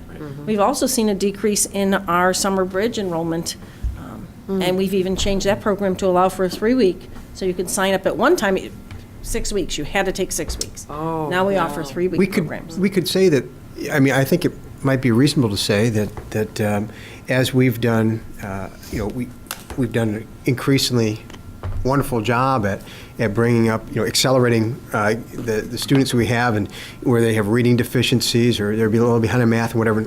Those successes that we've had in recent years has reduced the need for some of this remedial work in the summer, and as you're more successful at that, and if the emphasis in the past of summer school has been primarily at making things up, and you have fewer students needing to make up, it's only natural that you'd see a decline in the participation in summer school, and so maybe we're going through this shift now where you mentioned trying to get the kids to stop thinking about summer school as just a remedial thing, but it's a way to look at advancing, and ideas that I think Rick brought up tonight are good ones, and so maybe that's part of the key to increasing the participation is appealing to the students that do want to use this as get a jump ahead, get into those AP courses sooner and that sort of thing. So maybe that's what we need to do. You mentioned before administration would talk about this some more. Absolutely. I got a question too. I know it may not fall underneath summer school, but you had a very successful engineering camp last year in June. And I'm telling you, that introduced kids to the facilities and the offerings we have at North. Is there something in the wind for that again to be replicated, or is it still too early yet? Well, we're actually meeting next week. I'm meeting Good. with the department chairs from CT because that program came out of CT, as well as the teachers who taught the program. We are very interested, although I cannot say with 100% accuracy on running that program again. However, we're looking into what other programs we can offer. Okay, good. So not just Sure. the architecture and engineering camp. I think it's really important for us Just to... even a STEM-related camp. Right. You know, maybe tap into all that. Absolutely. So I think it's very important that we start really working with our junior high, middle school students so that when they matriculate to us, there's not only interest in the courses, but they're prepared. They're prepared to go into those courses. So we are hoping to run that one again. It might look a little bit different because we'll have That's students okay. that came through, so we'll probably have to differentiate I was that a going little to ask you, bit. could you take into account, you may get some people who had Repeaters. done it the first time back the second time. Absolutely. And we may, to be quite honest, and I know for you, you knew this last year, but we may move up some of the deadlines because we needed to make decisions before us to Right. teachers and whatnot. Well, again, that's a program we tried to make very cost neutral so that we were not using district funds to support the program. It's also one that is difficult for that reason. But we're hoping to offer not just that camp or something very Good. close to it, but other ones that'll It does spark showcase students. our facilities. It did. And our staff, and it gets those young kids into the school so that barrier of, oh, it's a whole new environment. Oh, I've been here before. I was here when I was in Right. sixth grade, They get to know seventh our grade. eighth grade. teachers, they feel Yeah. comfortable. And we actually had to turn students away last year. I know. That's So- what. That was challenging. Any other comments or questions? No, that's it. Thank you. Thank you, Gina. Thanks. Very much. We will ask the board to vote on the recommendations Next 2 weeks from next tonight. week. Okay. Can I just ask one quick mundane question? When you're talking about the increase in teacher salary, I may have misheard, but I believe you said that some courses were offered online with maybe one day in class. Is that in class time, or is that an 8-hour day or 6-hour day? The course that's a hybrid course is the AP Chem Summer Bridge, or I think we're still calling it AP Chem Summer Bridge. And it's to prepare students, not just the honors chemistry students, Right. but also the 300, the general regular level students, for AP Chem the following year. And they do come in approximately one day a week. It's highly recommended. We don't necessarily enforce it as much as, we highly recommend it. We understand that families take vacations and whatnot. And that course falls under a completely different pay structure, or, for the students, I should say. But the teacher puts in considerable amount of time outside. We had 30 in that one last year. We're actually hoping to increase that. In fact, I just sent out letters, just went in the mail today, to a targeted group of students that we hope then will sign up, so that if we need to run another section, we think have they that will. in They'll get it. advance. So, Good. definitely working on that. Thank you. Did you? Okay. 1-to-1? Okay, we, Thanks, Tom. at the December board meeting, or business meeting, the administration made a presentation to the board about full-scale one-to-one implementation for the 2015-16 school year, along with a proposal for funding that implementation.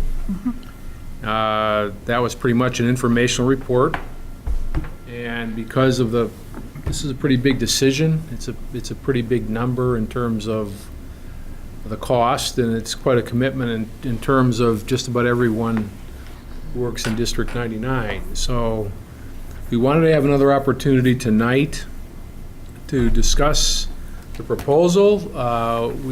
We obviously, it's not a vote, but we do want to get a sense of is the board support favorable at this point, or not. And in terms of both the concept and in terms of the financing.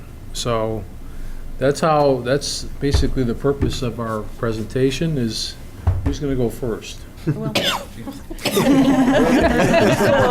sorry, that's me again. So today, I'm just going to reiterate a little bit from our presentation from last year, just to keep in mind some of the rationale behind this initiative and behind our recommendation. You want me to go forward or no? Okay. Okay. I couldn't figure out who was controlling my. Somebody needs to drive. But as we move forward, our vision really is about learning. For me, this is about learning. This is about student learning. This is about students, and our vision is collaborative. We want students to be collaborative, empowered, and reflective. So what does that mean for students in this type of one-to-one learning environment? And I shared some examples last time, but really about transforming learning so that learning is occurring not just in class within the school, but extending that learning. Really thinking about what students will be able to do, how teachers can deliver instruction in ways that are inconceivable. Students are learning much differently today than they were back when we were students. And we believe through our pilot and the experiences our teachers and students have had thus far that a full rollout is what we would recommend. Again, we have about a little over 1,400 devices in student hands right now, many different teachers from both north and south, different widespread array of classes, including just about every curricular area, different levels, so honors classes, like we talked about chemistry 400, to students that are more skills-based or students that are in need of remediation. We even have our AVID class at one of our buildings piloting, which is obviously an enrichment type course. So the goal of this from a learning perspective is really to provide opportunities for students that do not exist if you're not in a one-to-one learning environment. And our goal, of course, is for students to have 24/7 access, not just access when they're in school, but again, extending that learning beyond the school day and the school week. These opportunities, we believe, or we would like to afford to all students, and that is why we are making the recommendation for a full rollout next year. And I'm just going to, we don't have the full presentation up here, and I'm just going to pop through a couple of the screens just to quick overview again.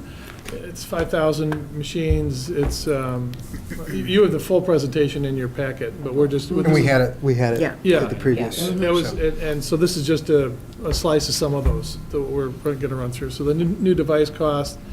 The biggest problem for us is we don't really know how many years these machines will last. We're being told by a number of sources that 3 years is all you should expect before you start to get into a number of problems with them, or at least higher repair rates. And so we're using everything based on a 3-year life. This is just something we're going to have to go through and learn, I think. But using that as a base, putting it all together, we have about a $467 cost over 4 years for those machines. And if we add $20 a year for self-insurance on these, and for repairs, we think our cost is going to be about $547,000 over the 4-year period of time for the whole program. We would like to put it out there at a fee of $100 per year to help us recover some of those costs. So obviously, a freshman to senior child would be putting in $400 out of that $547 over the life of the program. We think it's reasonable, and we would like to start at that level. And maybe we'll experience things that'll be better. Maybe we get 4 years out of them, we can reduce that fee. We don't want to, make money, but we also don't have a lot of resources right now to push into it. Sure. And so, again, this was our recommendation: full rollout, maximum opportunities available then to our students right away, rather than just feathering in. And the device fee of $100 would help us offset the cost of the program. And so we were just hoping to get some kind of a positive consensus or feedback or not, or things to look at so we could go forward, because there's a lot of things. We're starting to create our list of what do we need to sort out, what do we need to investigate. And we're ready, I guess, to hit the accelerator, but we want to know that the board's going to put fuel in our tank. Mike? Can I kick us off? Kick us off. I just start, for me, I only really want to talk about the financing model of this. I'm completely on board with the one-to-one implementation. So for me, I don't know where everyone else is at on that, but That's I'm on board. So it's just a matter of working out the best model for everybody. And I kind of see, so with moving into that, I see two different perspectives. One perspective is we need 5,000 Chromebooks. We already have 1,400 or 1,450, something like that. If we ask for, so we know we have $350 each. You've got $1,260 or $1.26 million that you need, to cover that cost.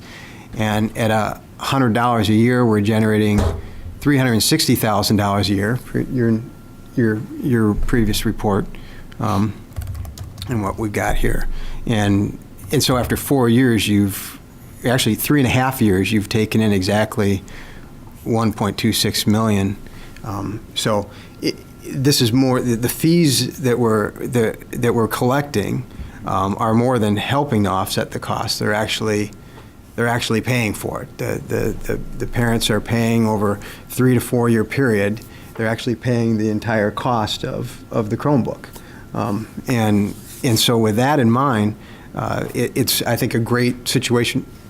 No, because isn't it $547? No, 467, and that was the cost. And if you figure the cost over a 3 year period versus a 4 year period, so you were looking at the cost of $350, but then planning on the fact that the Chromebook is not lasting 4 years, so you're looking at the cycle cost of it.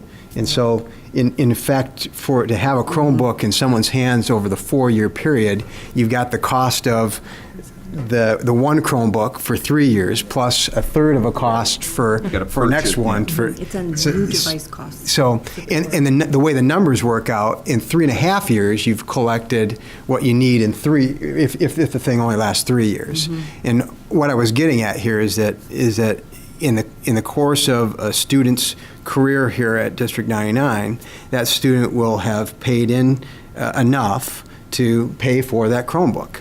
And so, I'm sorry, but the base assumption is if it lasts 4 years, correct? well, we have to assume something. We're assuming 3 years right now. Based on people in the market Sure. telling us what these machines will last. Sure. So. And we don't know, they might last 2 years, right? True. So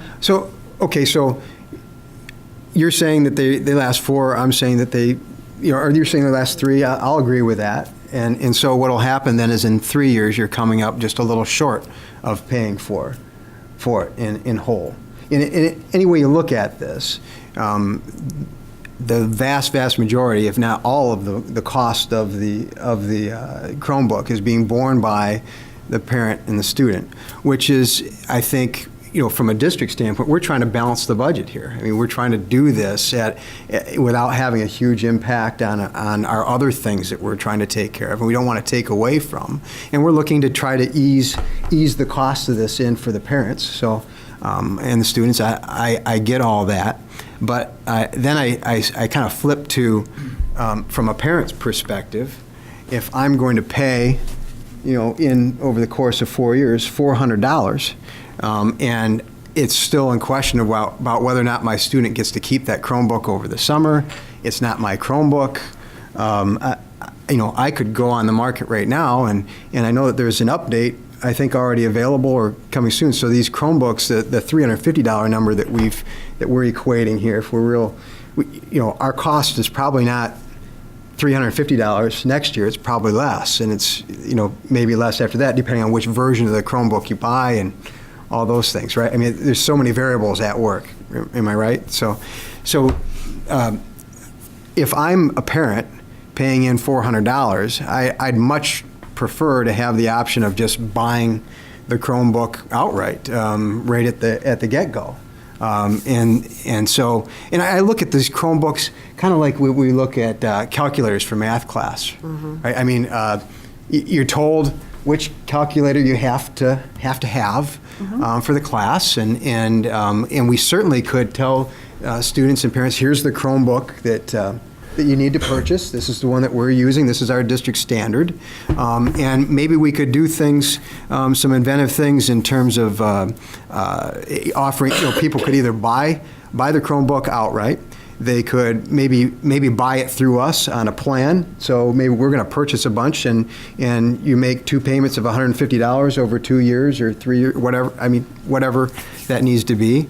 Maybe we'll lease one for you, and then you pay you pay to us. But I think we're going to need to do some inventive things here so that we really have a good balance. I think in any event, we require that they have to have insurance. I think that just makes a lot of sense. And my shopping around on that, I mean, I understand it's, $15 to $20 a year is pretty, we proposed 20 is what we were doing as a self-insured sort of program. So that's, so I think that just makes a lot of sense in any event.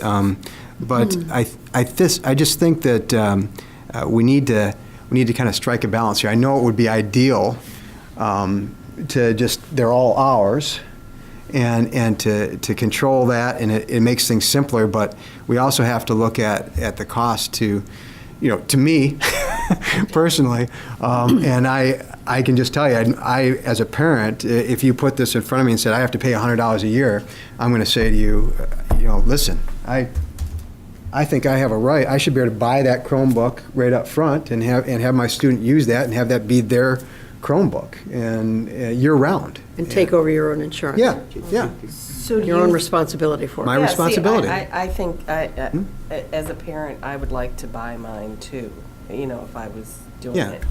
And just be told I can buy it at the school bookstore. You know what I mean? But we have 30% of our student population that's is free and reduced. So what happens with that? What happens to the personal responsibilities of the students or the parents who we are giving those Chromebooks to? What happens when a student, I don't know, they drop it, they've spilled their Coke on it or their coffee on it? How many are, who's replacing those? Who's responsible for them? There's so many But what happens if in year 3, you say, boy, this Chromebook ain't working, we switch to a different piece of equipment? That's true, too. Sure. Now I'm locked in my senior year, I have something that we're not using anymore. I'm just saying, I think that was the original thought process of There's keeping other it. concerns. Yeah, and I guess I look at it too, I'm thinking, each one of them has its own little quirks. And if I turn tell us about it. Right. But I turn this in at the end of the semester, and then I get another one that's even crappier than I had before, Or better. Or, well, it could be better, but, sometimes, I kind of equate this with like a textbook. You Yeah. don't keep your textbook. No. My history book from high school, I don't have. I don't want one that's all scratched up that, Joe dropped. Somebody didn't take care of. And You haven't it seen didn't these get. textbooks then. Pardon? You haven't seen some of the conditions of the textbooks that come back. Well, yeah, that's what I'm saying is. Get what you pay for. is I think the that- calculator is a better that, sort of, my I calculator. guess I'm anal, I don't want Well, somebody yeah, else's. can I just? See, and I look at it differently. Jump in only because Yes, let Mark. I think I'm really happy that the academic aspect is not the issue. And I think the financing thing, I think if we can work on some parameters, Let I mean, them I do their think job. we'd like to answer some of those questions, and we haven't solved them all yet.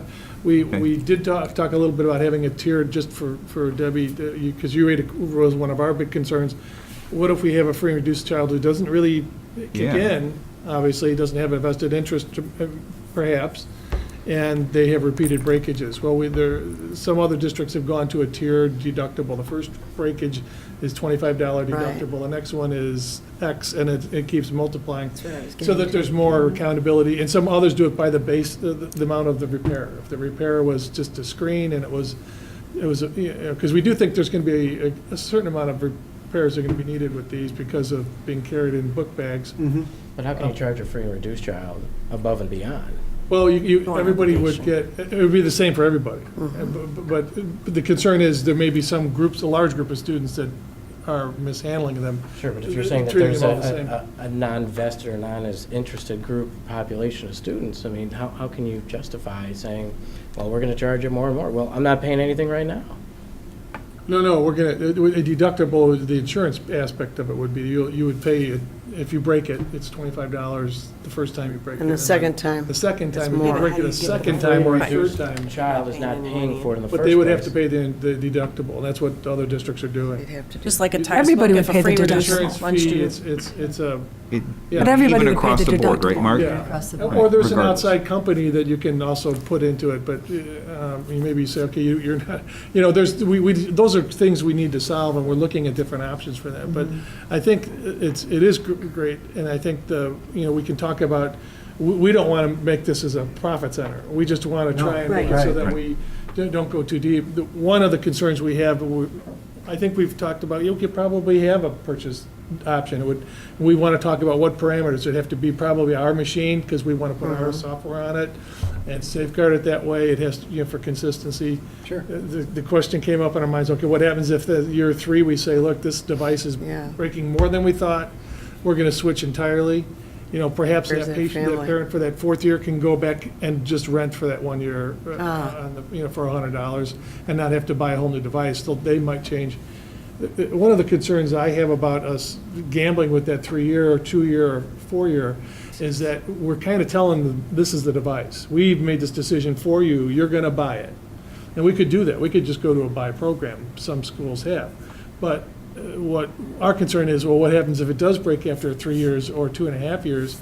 And they're saying, well, this is the TI-84 you told me to buy. I had to buy this. And, so that we just don't want to get caught in that game where they're mad at the district because the machine that we used didn't last. The battery started wearing down after 2 years, and it only lasts 4 hours a day, and they have to, So we don't know what we're going to get into with some of these machines. I think that's, but that's, no matter what we do, there's But I think some the risk and parameters something here is doesn't that work. we don't want to make money, but we do No. want to limit our exposure perhaps to around $200,000. And that's how we came up with that. And if we can move it forward, and say that the second year, we say, we've had no breakage, things look good, batteries look good, maybe we do drop the fee and say, okay, we can run with a lower fee in this program. I mean, we're kind of feeling our way forward. The collection of the machines is a big issue for us, too. Yeah, That's right. number one, storing them, keeping them powered, redistributing them. Right. That's a It's a whole, soft cost that we haven't really, and it's a hassle, and the logistics of that would be pretty intimidating. So there's the notion that we would want to take them back isn't necessarily a given. I have a question. I don't know if Rod or you when you were discussing, hey, we're going to hand out, every student gets one, the opposite would be having like a docking station in each classroom with 28 laptops, or the kids would come in, grab the computer, sit down at their desk, log in, and be ready to go. And that's what I've seen. Okay. Versus, so I guess, was that like, we said, well, we can't, we don't want to do that, maybe we don't have the outlets or the room. I think the issue with that is that, and this is the accountant talking like I know what I'm saying. But if we had that conversation, and the issue that's been presented to me, because I had that same thing, let's just do classroom sets of everything, is that these kids can take these machines home. They need to work at home. Homework they can do, they live with these machines and they put Okay. all their stuff in there. That's fine. That's all. This is a That's, conduit. yep. I hear to you. the Totally education. understand. Right. Yeah. And so it's the 24/7 aspect of it with these machines that we can present to them. But the opposite, if say they use a lot, Google Docs has got some great stuff. You can circles and all that. So if you say we're going to fall under this Google spot with the handheld devices, and how many people do we not have a computer at home, or do not have internet access? You're saying that if it's Google Docs, you can use any instrument. It doesn't matter what you get in to get there, yeah. And If- now we're into the The BYOD. bring your own device. Yeah. I just wondered if that, yeah. a little bit. Well, not bring it to school. We have a device for you at school. But maybe you could do extra work at home if you've got Yeah, I access to guess. Google Docs. And I think, Lots yeah, of and that's a good details for point, you though, to figure too. out. I don't think the 7 of us really have investigated ourselves as Exactly. a district. What is the best parameter as far as what the community wants? I don't think that we've heard from all of our parents, from all of our students. I would like to have that piece of input before I make a decision. I want to know exactly what the community expects of us. You know, we want one-to-one, and we want you to spend, 1 point whatever, or 500,000. I'd like to know that piece of it. I really would, because that would help really inform, because I can see it both as a parent, I can see it as a teacher, the benefits, but that's, it's going to pay for itself, but there's a pretty big startup cost, and I want to know that the community is as invested as we are in moving this forward. And I don't want to just say, well, we know better than you, so you're just going to have to do it and deal with it. That's what I don't want to happen. When you say community, do you mean parents or? Taxpayers, parents, but parents. We know that this is what ours, see, as a District 58 parent already, I know that some of our students have them and some of them don't.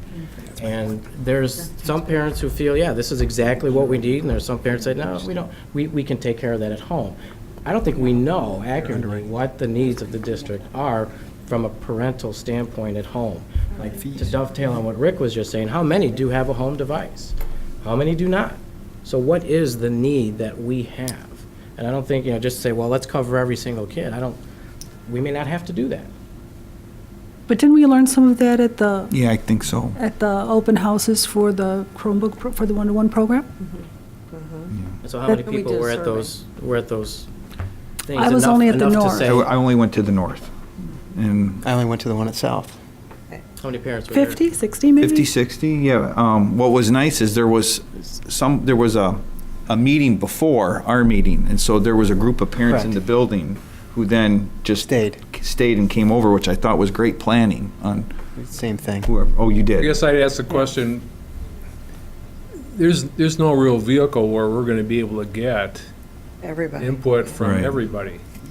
I mean, in the elections coming up, local elections, which, that when you vote in local elections, you're affecting your life because those people run the schools, run the village, run the parks. They have a lot more effect on you than the people in Washington do. And we'll be fortunate if we get 20% of the Absolutely fortunate. registered voters to vote. Yes. I think Keith you got a very valid point. It's just, I think at one level, I realize that the board isn't, the members of the board aren't necessarily the experts in this. But we are entrusted to make some of these decisions too. We are expected to have some vision about where we're going in the future. And I don't think, from where I sit, I think the entire country is going in this direction. I don't, anyone if I was worked in a school and I really didn't want to work with computers anymore, I'd be in a bad situation. Because I don't see any place Here where, with your abacus. I don't see any system, at least in a cosmopolitan or area like the Chicago suburbs, where we're not going to go with something like this. Didn't I understand that some of our feeders were ahead of us on this and were Yeah, they definitely telling are. us, look, people, Well, get I on think board. One of the key issues with the bring your own device or having it is just a consistency factor. When they get home, they can get to the, Yeah. so. Know exactly what to do. If you have 3 kids, I don't know if they all have their own computer. If you have 5 computers in your house, one for your parents and the kids.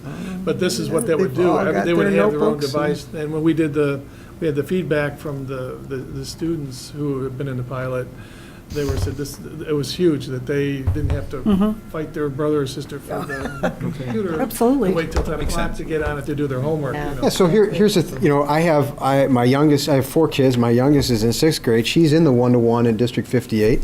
She uses that tablet all year long, 24, and not just for school things. I mean, they really are immersed in it and how to use it and have a lot of fun with it, educational as well as entertaining things. And I can tell you that She keeps it over the she's summer? I'm sorry. no, she doesn't, and she's and I think that's a shame. And these Chrome devices are a fantastic tool. This sixth grade daughter that I'm talking about, her two older sisters and her brother, we've bought them laptops. Okay, well, Now, she's I'm wondering. Well, what I'm wondering is, gee, when she gets to high school, why would I invest money in a laptop? Well, I would rather buy her a Chromebook.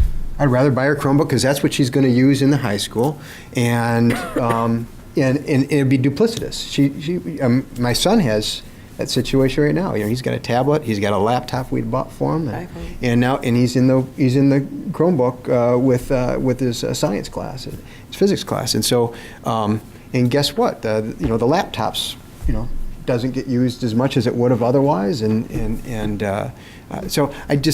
how many devices are you going to have? So for me as a parent, I look at this, I go, well, this could be pretty great. It really could. But I don't much like the idea that I would basically be paying a rental fee every year, $100, and get done with that and not have something. When we first started doing this, we did think it would be a buy to keep, but we're tentative now about being able to say you can keep it after 4 years, because we think we're pretty certain after 4 years, if they last 4 years, you can have it. You probably don't want it back because you have to dispose of it. The guys that remarket this, and I've talked to two now, they both say it's got a $15 to $20 value after 3 years.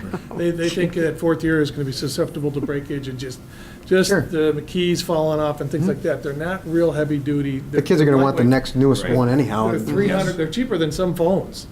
So Thank you. Yes. They are. I'd love to pay $100 a year for a phone. in terms of if you buy a phone outright. So that's the concern about committing to that right up front. I do think that's where we'll go. At some point, we'll know, and maybe we'll buy more rugged machines. But I don't really think, it would be ideal if we could find a machine that goes 4 years and get into that rhythm, because I think it's easiest to budget, it's easiest for them to know. And even if it has a 5-year life, at least we're giving them something when they're done. And I do think the costs may progress down over time. But the machines themselves also have to bulk up a little too, so there's going to be some.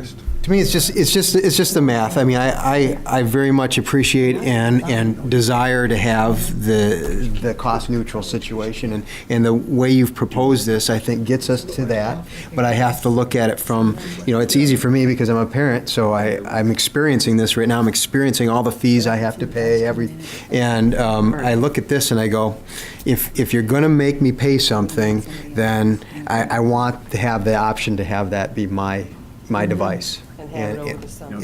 Yep. See, and I look at it very differently. I'm going to have to pay something because my kid's going to need this. And I would just as soon have the better insurance. I would just as soon have the ability to, if there's a decision made to upgrade, to get that new machine.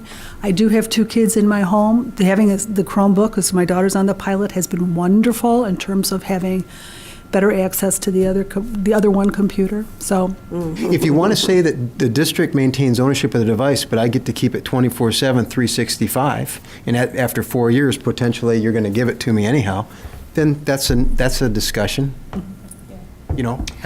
So. I had one other question. I know you want to move on with this. Are you? I know you said you might explore the lease option. Have you thought any more about it, or is that still?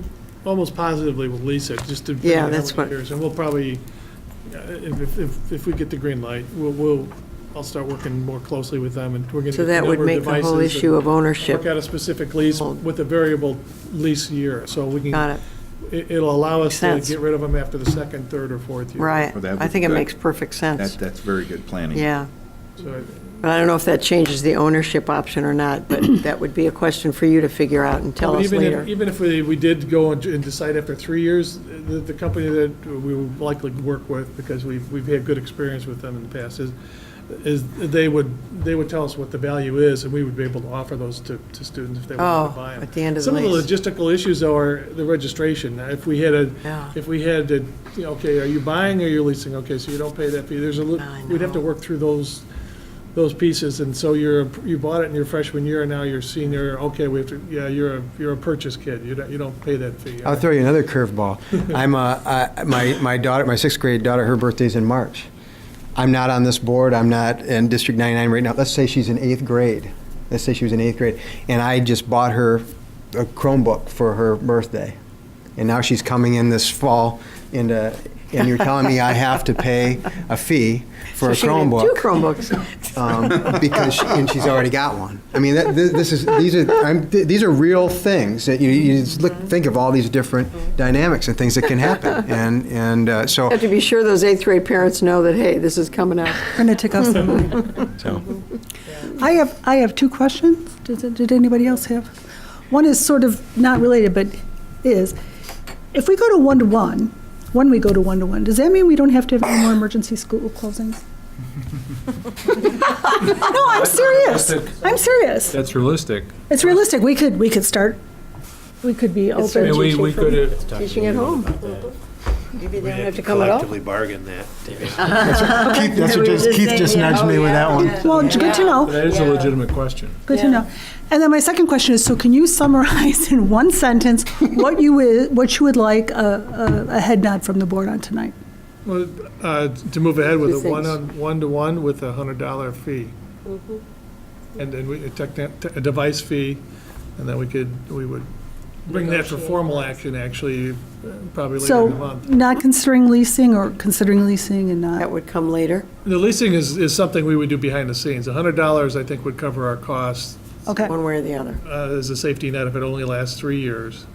And, yeah, so that's kind of where we're at that. Okay. So I'll start. I would support it. I would support that. I think it's a great program. I think that is one way of dealing with the costs, since, once again, we don't know what's going to be happening with the state. So whatever, but I really feel that the community, I know we're interested in how the community feels. I think our community is speaking to us in many ways that this is the way they want to go. So I'm all for it. Chair?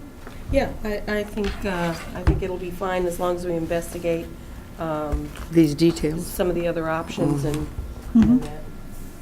Keith? Do we have a technology fee currently? No. I could support this. Mike? I can't, not to commit to the $100 fee. I can't, I'm not going to commit to that this evening. I'd want to know more about how we're going to, I have confidence that we can come up with something that's fair. But since it's being posed in that. This isn't a vote. This is just Right. a head nod. So, Yeah. so I'm supportive of the concept of a fee and trying to work something out, but not $100. It might need to be more, it might need to be less, it might need to be over 2 years instead of 4, it might need, so. Okay. Deb? I'm in support of the one-on-one concept and going forward. And I would echo just, even what Terry just said, just as long as we're just looking at some other, I can go with a $100 fee if that's what but I would like to look in, because there are so many other components to it. There are kids, the free and reduced kids, there are kids that will only be getting these, like, let's just say my daughter will be a senior next year, so she'll only need it for the 1 year. But somebody coming in as a freshman who might want that same one for the next 4 years. So maybe they come in with a $100 fee, and mine gets a brand new, Chromebook. I gladly pay that $100 for that 1 year. Mike comes in, and now he has a sophomore with the same computer. Maybe it's reduced from him because the computer isn't worth as much anymore. Maybe every year it won't be $100 from him if he's holding on to the same computer. Maybe next year on that particular computer for his son or daughter is only going to cost him $50 rent, because now it's the same computer. I don't know if you have a way to track on the Chromebook who owns that computer, like which student it is with. Because if you could do that, that's something that we could look into. And then by the 3rd year, they're holding onto that same computer, and he only pays $20 that year. So just as long as we can look into just some options, and I know that's your forte, not mine, but as far as going forward with it, Totally. it's a no-brainer, yes. Rick? Yeah, I'm in favor of it too, and I think, I would like to see maybe, you'd have to think, and if you said no way, I would respect your decision, but it would be nice if there was a to-buy option, because I have a feeling you'd be surprised at how many people would step up to the plate Especially out at of the the freshman gate. level. Just Mhm. at the freshman level, or maybe even at the sophomore level, and just buy it. Yep. And then we as a district, we'd have to make sure we put that money in a safe spot to offset the future costs. Because we would have that $300 up front. Yep. Versus getting, Yes. acquiring it over 3 years. And we'd have to make sure that that money was put away for this, or geared to that. But I think you would be surprised. I think there would be a number of people that would say, okay, if this is the district, I'm gonna just purchase it, and I agree. it'll stay. And I like the fact that you get almost an incentive as you go on, that you took care of it, everything's Yeah. great, It's and your less. fee goes down, and you're really putting the onus on the first-time user at the freshman level, or somebody coming in Right. for the first time. Correct. I like that. I think Yeah. that's attractive. But Some responsibility. some responsibility, and, again, as long as we're, gonna put some money up front, I still would like to identify some revenue streams that would help initially offset some of the costs. I mean, something a little more concrete than we're looking into it, but I'd like to see something like a plan of action. Okay, thank you. Is that it? Okay, moving on, board candidate orientation. Yes. Nancy and I discussed this last week. Historically, we have always used the February workshop meeting as prior to elections as a board candidate orientation. We develop a notebook from each department, and during that orientation, each member of the administrative staff makes a presentation about what they do and some of the key pieces of information board members should know. This year we have a different situation than we've had in the past. We have 3 incumbents running for 3 seats and 1 non-incumbent running. So the question is, shall we use the February workshop meeting for this orientation again? Or shall we just, for the individual that's not currently a board member, have a different orientation? We could do that without the rest of the board, unless the rest of the board wished to attend. But Nancy suggested that I ask you, and so that's. Or any number of board members could attend. Well, Absolutely. as the last member who went through the orientation, which was me, I have a question for you. If we do the board orientation, or if we don't do the board orientation, what do we have on our parking lot? What are issues that we could use that time for? What, to kind of, I would like to know. Another discussion about if we need to, another discussion about the One-to-one. one-to-one. Okay. We have several things on the docket. Plan? In a list on my desk. I did find it useful. 9:30 at night. I know, Mr. but I found it useful, but there was a couple other people, and so that was one avenue to get all those people in one room at one time. But since there's only one other candidate, I think you would have a little bit more flexibility to try to find that window of opportunity to say, hey, when can we meet? When can I sit down with you? When can I present Sure. each department to that person one-on-one? And maybe we can use this workshop time to get some work done. some work done off our plate. If we had more than one, I probably would say have the workshop, but since it's just one, I think with the time frame we got, there's probably enough time to find 1, 2, 3 hour window where you two could meet. Sure. And discuss. Yeah, and I think dovetailing on that, if we look at the last election, a lot of people initially wanted to run, and then they all dropped out. So where you did just have the 4, where That's right, we had people at only the- one person needing Right. that That's right. opportunity. So I think I would even push it back to March, and just see, or at least between February and March, to see if that one person is still with us, and then approach it singularly. But I would support what Rick's saying. Maybe let any board member attend, as you suggested, that wants a refresher. It could be an unofficial meeting, right? We could still, we wouldn't break quorum. If the board is going to attend, it's a It's a meeting. meeting, right. If the board isn't attending, it's not a meeting. If more than 2 of us, if 2 or more of us attend. Yeah. No, if more than 2 of us attend. But that's even even then. a subcommittee. Yeah, then We it's a now subcommittee. post Like when Mike and I meet Right. Now, policy. yeah, the policy committee, we now post those. Right. So maybe one board member who isn't running would be either one willing to attend or reach out to that person if they have any questions to, maybe sit down and they could, work with a board member one-on-one just to ask some questions about board business or.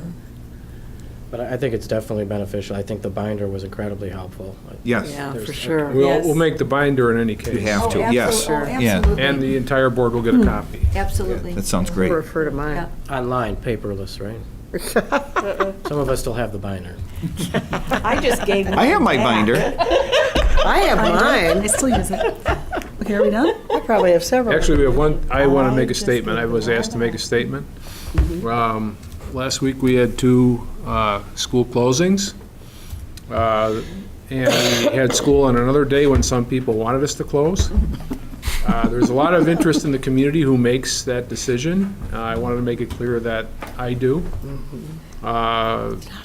I think that's been the case in the 12 years I worked in District 99. That was the case in the 16 years I worked in West Aurora.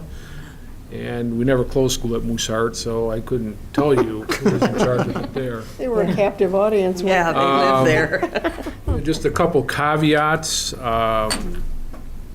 We spend a lot of time, and we, I'm meaning the other superintendents in the area and in our community and the county, spend hours in terms of checking weather reports, talking to each other about the feasibility of opening and closing school. Often people change their minds over those hours. But it's literally from very early in the morning till late at night that we have these discussions. I think, there are many things that we do look at. We look at the ability of our buses to transport our students. We look at the ability of people in the community to drive up and down the streets. But ultimately, I think the decision rests on, is it feasible and safe for the students to come to school?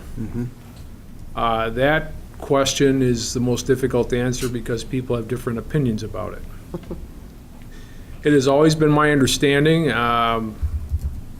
based on what I was told when I first became superintendent by both Dr. Eblin and my colleagues at the elementary districts, that at least in our community, we try to be in alignment with high school district tries to be in alignment with the elementary school districts. That's not true in every community. I'm aware of that. I think it is important in our community. Until I hear differently, I intend to continue to act in that way. And again, that means we spend an incredible amount of time talking to the elementary superintendents and in fact also the superintendents in the area that are not directly associated with District 99. One of the things that I am concerned about, because it's been a factor in the last couple of years, is the intense interest in making these decisions the night before or the day before. Up until a couple years ago, the final decisions were always made at 5 o'clock in the morning. I do understand that there are parents who clearly need that information for childcare purposes. That's not an issue for us necessarily, but I do understand it's an issue for many. I think that's also somewhat brought upon us by the Chicago media. They are very sensational at times in their weather reporting. They do raise parents' concerns, and that causes them to ask for an early decision. And so I understand that. However, the reality is last week the weather report was wrong 3 days. It was wrong in the amount of snow that was going to fall Monday night. It was supposed to be 7 to 9 inches. It was 2. It was wrong in the air temperatures on Wednesday by 8 to 10 degrees, and it was wrong in the weather temperatures on Friday from 12 to 15 degrees. The reason we opened school on Friday was we believed that throughout the day on Friday, the air temperatures would be above 0. Even though the wind chills would be below 0, air temperatures were above 0. In fact, for most of the day, on Friday, the temperatures are more than above zero. They're 8 or 9 or 10 degrees. So, in fact, Friday was the warmest day of last week, even though we had school on Monday and Tuesday, so I thought it was very appropriate to have school on Friday. Despite the petition that. Yes, the petition. Students circulating? Yeah, well, the students, yeah. Well, I What do you think the students are appreciate gonna people, think? I mean, everybody, a lot of people had input, and as you know, you were also contacted by people who were angry that we closed school, and they were contacted by people who were angry we opened school. Right. Yeah. So I don't want to diminish anyone's input, just to say that that this is one issue that there's a lot of there's disagreement on, and I haven't found one case where everyone agrees. Mike had asked that the board consider putting this on the agenda as a discussion. I have, periodically I do share information about this with the board. If the board wants to discuss this again, that's up to you. That's our policy. I thought making a statement at least would I think it clarifies it. clarify for some people who are watching this on television. You still want it on the board and on the document? No, I don't think so. specifically I for think this is exactly, I mean, and I apologize if everybody, I know I had a side conversation with Rick earlier, so maybe my email request for the agenda item might have been misconstrued, because it was not a mistake to close school, and I know this board fully supports the idea that it's Mark's decision. We don't want anything to do with it. Certainly have. No. We don't want anything to do with it. But it's truly a darned if you do, darned if you don't situation. And I don't know about the rest of the board, but I know that I certainly had. I mean, everybody thinks that we do make a decision on this, and you have people coming up to you and asking you questions about it, and then why you did or why you didn't. And there's a lot of factors that go into it. So I think more. Maybe a little bit more communication with the public at large about the processes that go into decision making is something that we might want to consider, and then continuing to support Mark and his decisions in this is important, and I've done that publicly for sure. And I think that there is the board could provide. We may not have to have a discussion about it, but individually might be able to say something to them in terms of this issue of having to close the night before, based on in knowing that the other feeder districts are kind of driving the ship on that. If they close, I don't, he's understood, and it's been the tradition that if the other districts close, that we would close too. I did have a concern about finals being we were supposed to start. Well, they're still going to start this week, all but a couple days late. And I know that's a big relief. Having the fact that we postponed it is a big help. I've got a freshman daughter, and we heard tonight about anxiety and so she was, we get a couple of days less instructional time. I mean, these are concerns. So the finals, proximity to finals with all this is maybe an extenuating circumstance. And if you were to break ranks, if you were ever going to, this would be the one time that you might. Mm-hmm. But even then, it's a really tough call. So I would just remind you that some parents might rely on their high schooler to provide childcare for you. absolutely. Yes. Absolutely. Think about a exactly. It went single both- parent that went both has ways. a grade schooler and a high schooler. People and they tell me that, but the high school kids are right. home to babysit them. So I don't know. It's unfortunate that I think we're making the decision so early. I understand how that can be helpful. But, Absolutely. I was promised that there will be discussion at the superintendent's meeting on Wednesday. Oh, good. Well, it's fresh in I have everyone's several mind. colleagues that feel similarly to me, that we really should make the decisions early in the morning instead of the night before. But we'll see what. I do believe